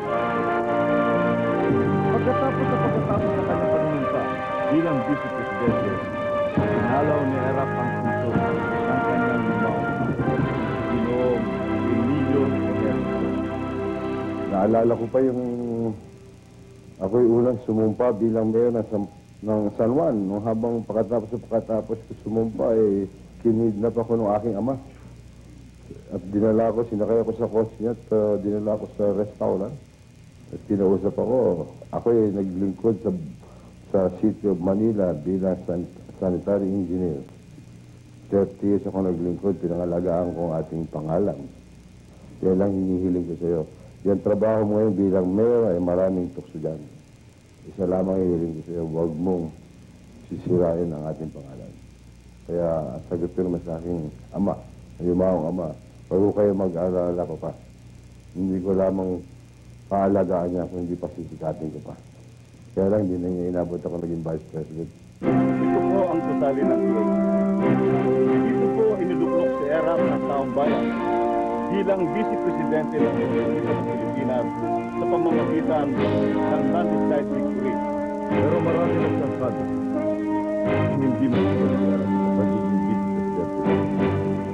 Dahil sa pagtitiwala sa kanyang pangungkap, nakasama si Erap na pamunuan ng Presidential Anti-Crime Commission bilang pagtulong sa kriminalidad. Kung husay na ginampanan ni Erap ang pagkinabinigay sa kanya, at kailangan siya ay pinaguriang crime fighter. Pero ako po'y bigyan ng katungkulan bilang chairman ng Presidential Anti-Crime Commission o PACC. Sa loob lamang po ng maikling panahon ay sunod-sunod na mga sindikato ng krimen ang aming winasak. Isa-isang bumagsak sa mga kamay ng PACC ang mga masasamang loob na naghasik ng lagim sa taong bayan. Dahil sa pangamba ng ilang matataas ang ambisyon sa administrasyon, lalo siyang intriga at siniraan kung kaya't dinawasan ang kapangyarihan ng PACC hanggang sa magbitiw na nga si Erap bilang chairman ng PACC. Pero hindi dito nagtatapos ang kanyang tungkulin na maglingkod sa taong bayan, sapagkat hanggang ngayon ay patuloy pa rin ang kanyang pagsusumikap na panatilihin ang katahimikan sa ating bansa.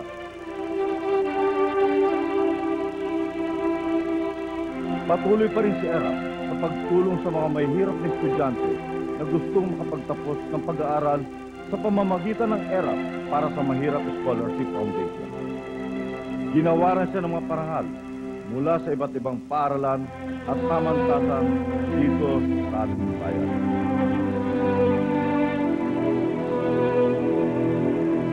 Itinuon din niya ang kanyang pansin sa mga Pilipinong nakikipagsapalaran sa ibang bansa. Sa Middle East, sa Hong Kong, at sa iba pang bansa kung saan may mga Pilipinong naghahanap ng magandang kinabukasan. Habang ipinagpapatuloy ni Erap ang pagdinig sa mga karahingan ng kanyang mga kababayan,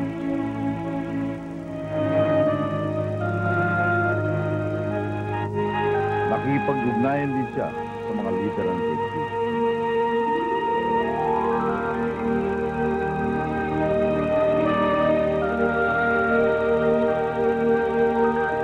Nakadaupang palad niya ang unang ginang ng Amerika, si Hillary Clinton, Vice Presidente Al Gore, Yasser Arafat, Pangulong Bill Clinton, at Nelson Mandela ng South Africa, at si Presidente Fidel Castro ng Cuba.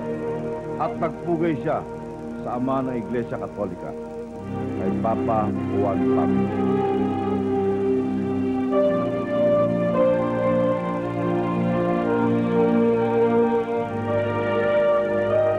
Dinarangalan siya sa China sa makasaysayang Tiananmen Square.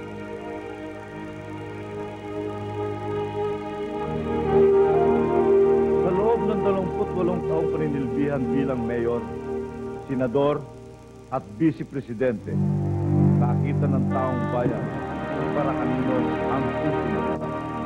Kaya kay Erap pinagkakaloob ang pagtitiwala ng mga katulad niyong mahihirap.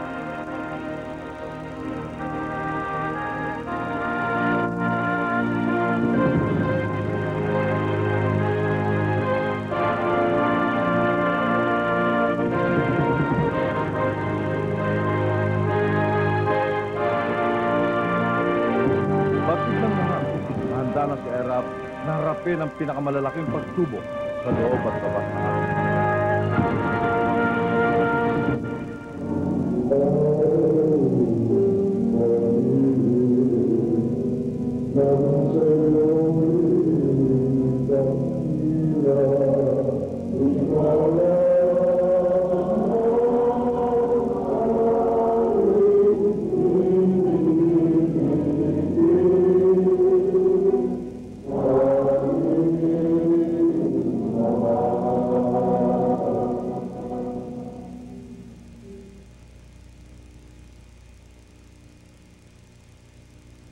Talagang bilib ako dyan kay Erap, ang ating idol. Dahil parehong simple lang ang mga pangarap namin sa buhay. Ang makamtan ang tunay na kaunlaran at katahimikan ng ating bayan. Mayabong na kapaligiran at maganda kinabukasan para sa ating mga kabataan. At lalong-lalo na ng ating mga mahihirap na kababayan.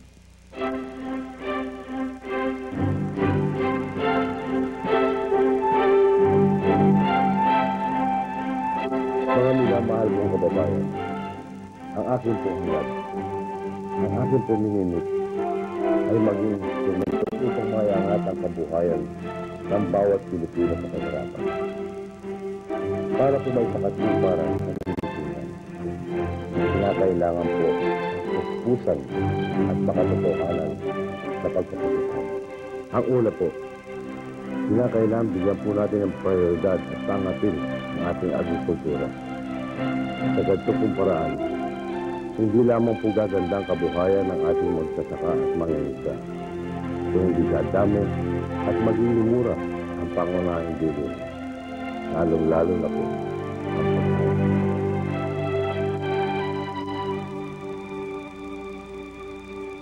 Ang pangalawa po, kailangan sigpuin ang lumalawak na pulan. Dapat bigyan ng pamahalaan ng proteksyon ng ating mamamayan laban sa mga sindikato ng droga, kidnapping, at iba pang karumal-dumal na krimen. Dapat din pong putulin agad ang graft and corruption na matagal na sumasakal sa pagunlad ng ating bayan.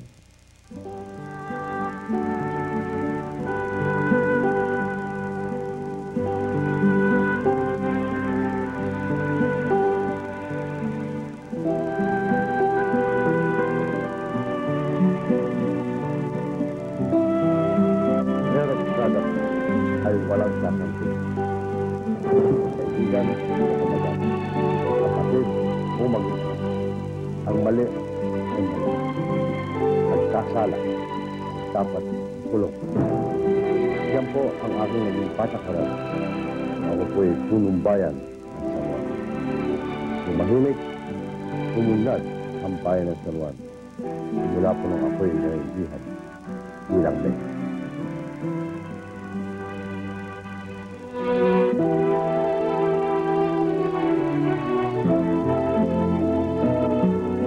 Napakalaki po ang utang na loob at harap sa mga bayan.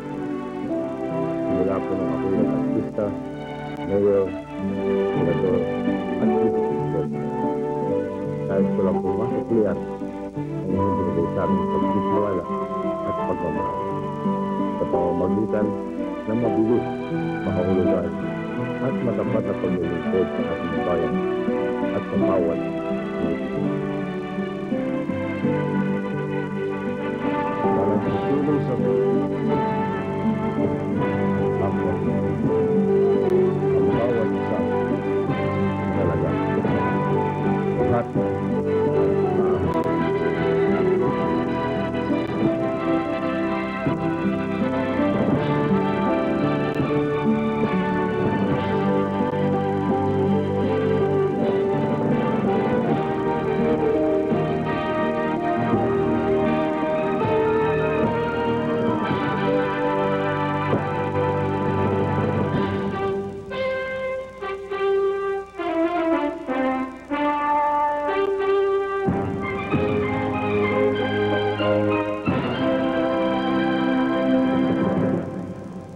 On his inauguration, mabuhay si President Erap Estrada.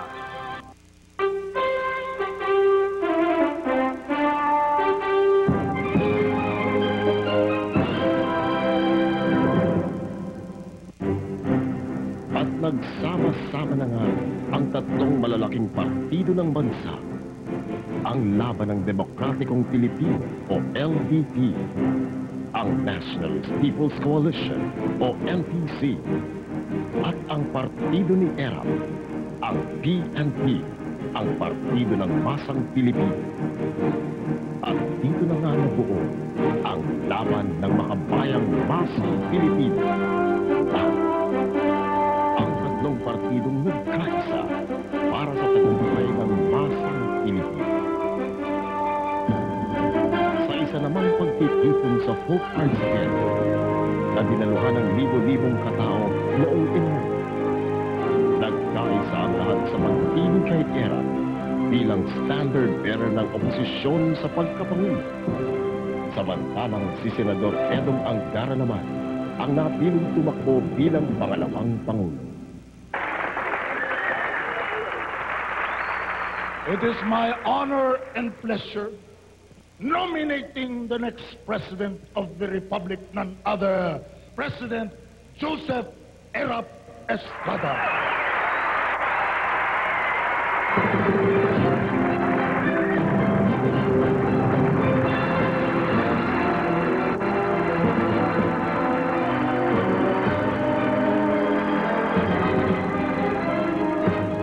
At nagsimula na nga ang 70 araw ng pangangampanya ni Erap at ang 12 kataong tumakbo bilang senador sa ilalim ng langit. Inikot at sinuyod ni Erap ang bawat barangay, bayan, syudad at lalawigan sa buong Pilipinas mula sa Luzon,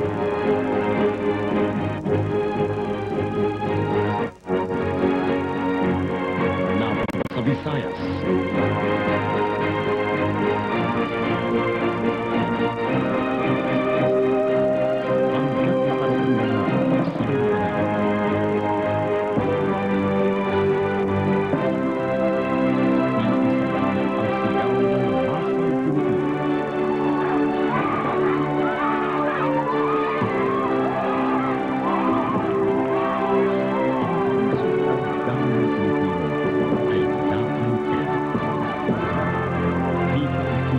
damang-dama ang ninanais ng buong sambayanan. Isang taong matapat, malinis, at laging handang tumulong sa mas nakararami natin mahihirap ng kababayan. Habang palapit ang araw ng eleksyon, mas nagiging malinaw ang sigaw ng taong bayan. Payo 11. Mahigit 80% ng sambayanan ang lumabas para gamitin ang kanilang karapatan para pumili ng mga taong maglilingkod sa bansa.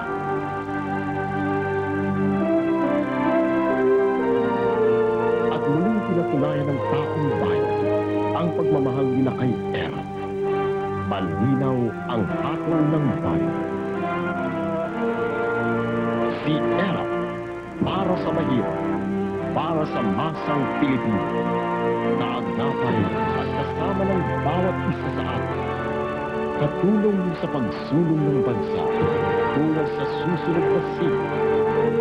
Si Erap, ang artista, alkalde, senador, vice-presidente, at ngayon hereby proclaim Joseph Ejercito Estrada as the duly elected President of the Republic of the Philippines.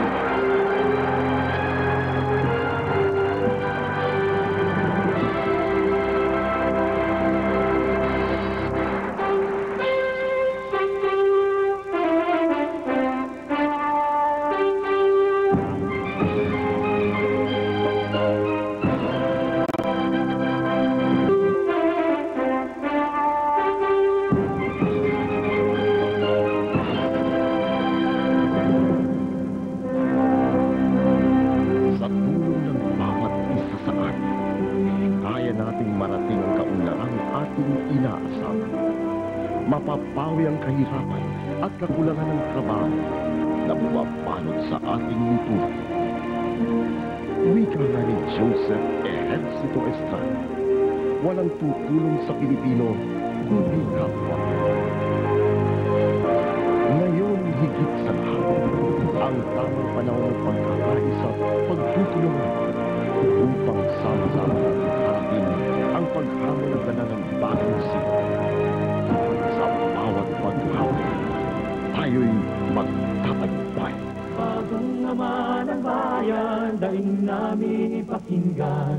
Magandang kinabukasan, kami dulutan. Sama-sama tayong babangon kay Pangulong Era. Bagong ama ng bayan, mahal ka ng mahirap.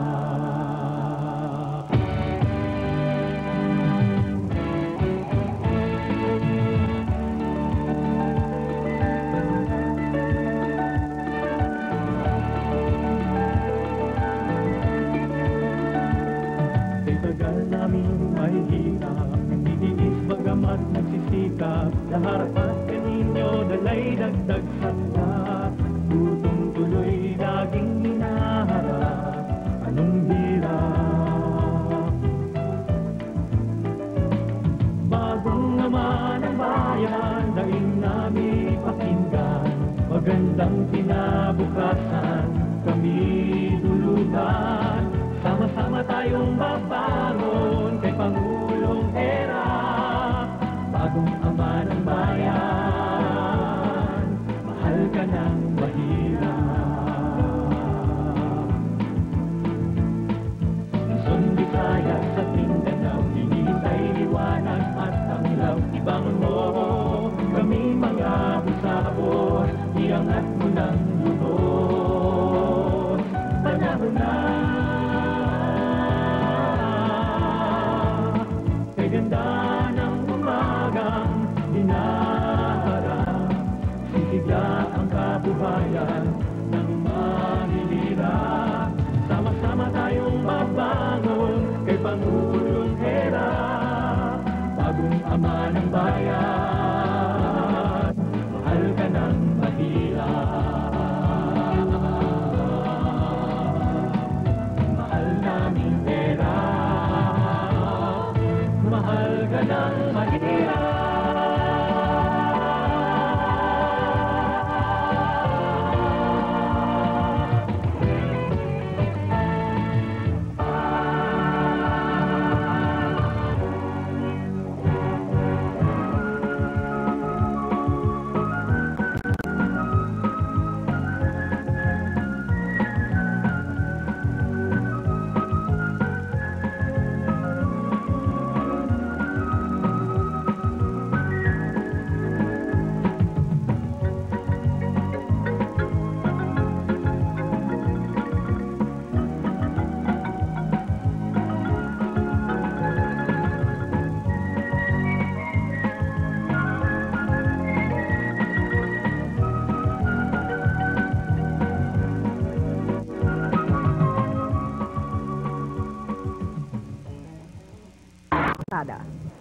Pakitaas ang kanang kamay at pakiulit ang ating bibigkasin.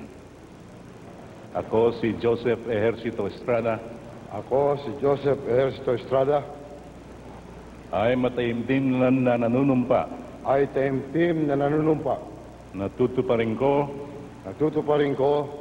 ng buong katapatan at sigasig ang aking mga tungkulin bilang Pangulo ng Republika ng Pilipinas. Pangangalagaan at ipagtatanggol ang kanyang konstitusyon. Ipatutupad ang mga batas nito.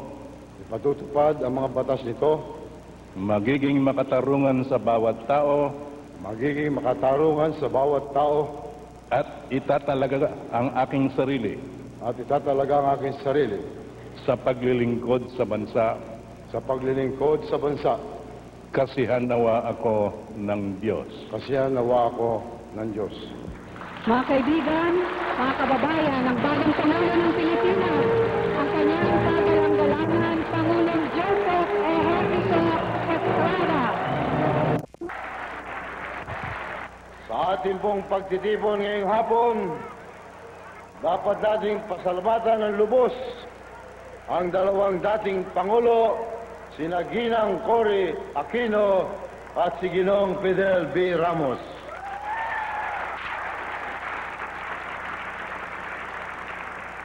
Si dating Pangulong Cory Aquino ang siyang naging simbolo ng pagbabalik ng demokrasya sa ating bansa. Dito rin sa Luneta, 6 na taon na nakakaraan, ay nagkaroon ng mapayapang pagsasali ng kapangyarihan kay dating Pangulong Fidel Ramos na muling pinatatag ang ating pamahalaan at binuhay ang ating pambansang ekonomiya. Hinihiling ko po kayong lahat na magsitayo at bigyan natin ng masibagong palakpakan ang ating pong dating Pangulong Ramos at dating Pangulong Cory Aquino.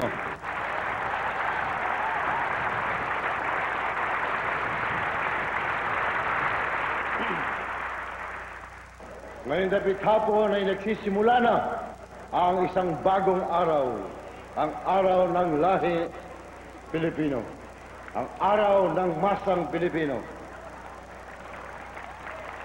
Sa wakas, mamumuno na sa ating masa ang isang gaya nila, isang kaibigan at kapatid na wala kung ano, na alam kung ano ang ibig sabihin ng maging makamasa. Matagal na naghihintay ang lahat para sa isang bagong umaga. Ito na, ngayon na ang panahon ng masang Pilipino.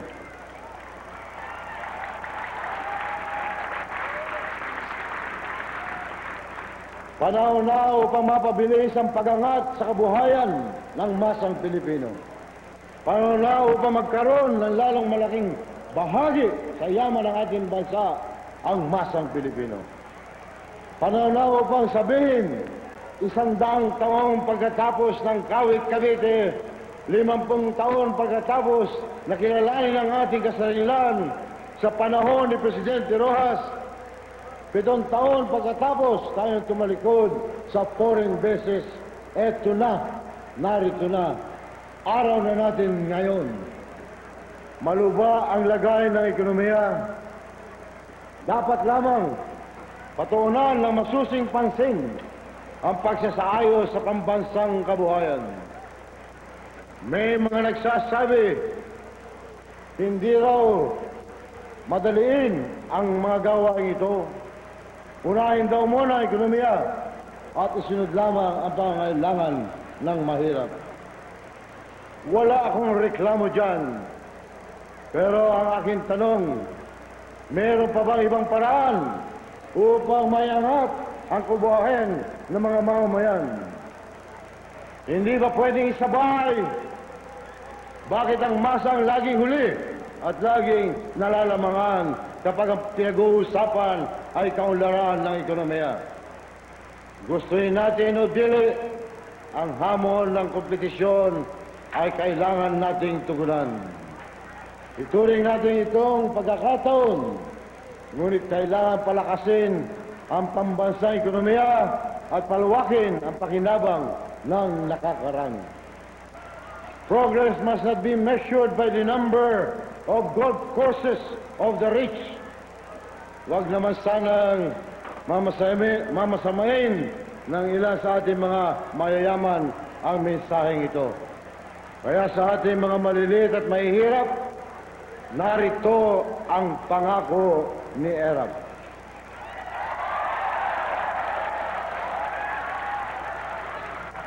Kayo ang unang makikibahagi sa biyaya mula sa ekonomiya at mula sa pamahalaan. Sa abot ng aking makakaya, bibigyan natin ang masa ng disenteng tahanan, sapat na pagkain at pag-asa sa hinaharap.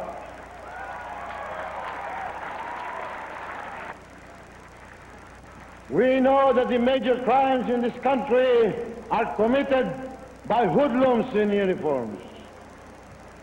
We know they are protected by hoodlums in Barong Tagalog.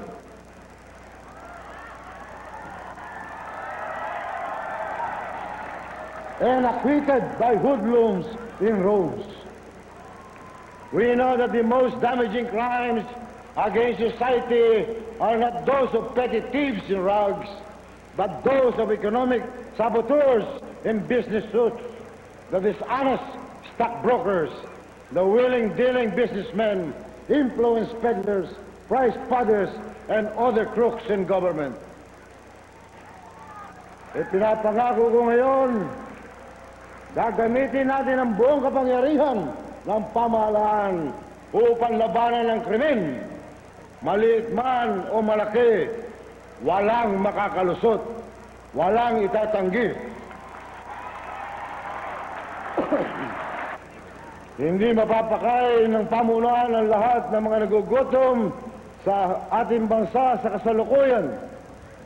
Pero usigin natin ang sino mang kukupit sa pondo na kalaan sa pagbili ng pagkain. Hindi kaya ng gobyerno na pagbigyan ang lahat ng mga lugar na nangangailangan ng kalsada, konkreto at asfalto, pero hindi natin palalampasin ang sino mang magnanakaw ng pera na nakalaan sa paglikha ng mga tulay at kalsada.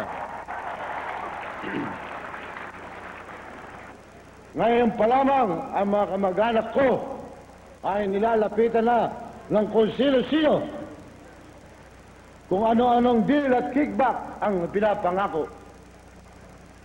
Binabalaan ko sila. Walang kaibigan, walang kumpare,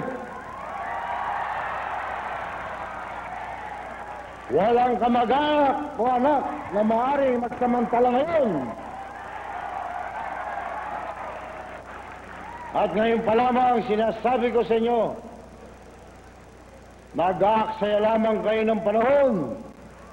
Huwag niyo kong subukan. Huwag niyo kong subukan.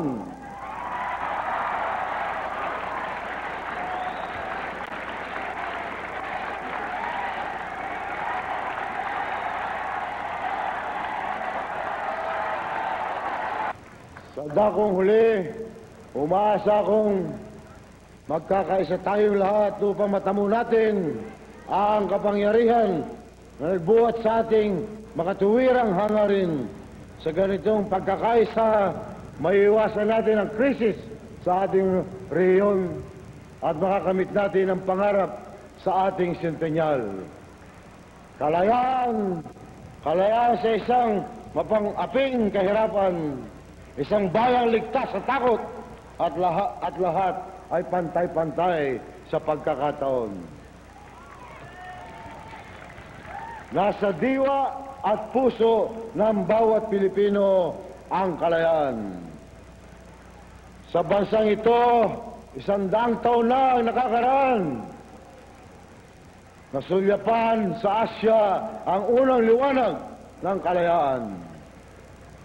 Samahan niyo si Erap upang bigyan natin ng kakaibang ningning ang kalayaang buhat sa masang Pilipino.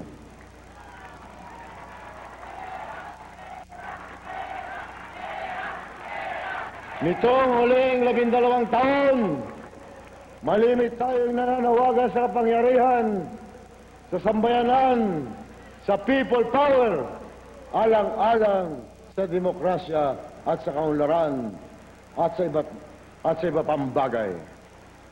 Sa tulong ng Pong May Kapal at sa pamamagitan ng ating pagkakaisa, gamitin natin ang kapangyarihan ng sambayanan upang tiyakin ang tagumpay ng masang Pilipino.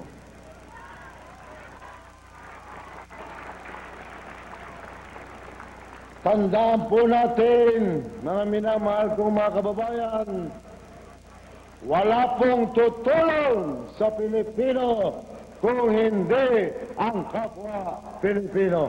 Maraming salamat po.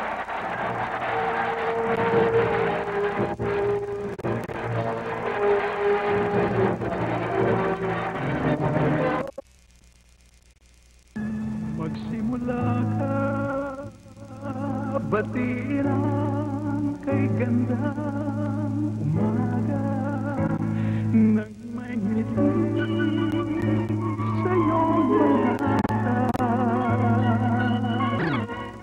Sa pagkakaidling, gumising na ang buhay ay masaya.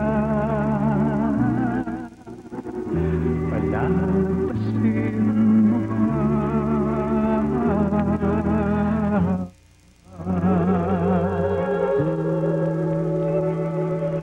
magsimula ka, tuparin ang pangarap mong tunay habang ang iyo pang taglay sa paghihintay. Baka masana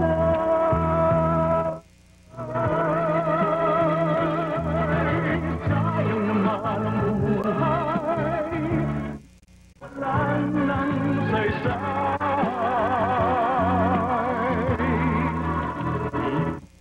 Ang buhay mo, kumilos ka, gamitin mo kung may nais ang puso. Mangarap ka, akapin mo upang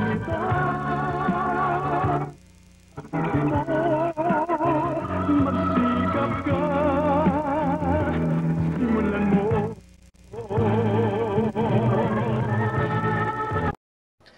Ayan, sana po ay nag-enjoy kayo sa ating ibinahagi sa inyo na video na ating request mula sa Radio TV Malacanang at dun sa ating mga mismong VHS recordings nung araw na yon. Ako po ay nasa second year high school at that time.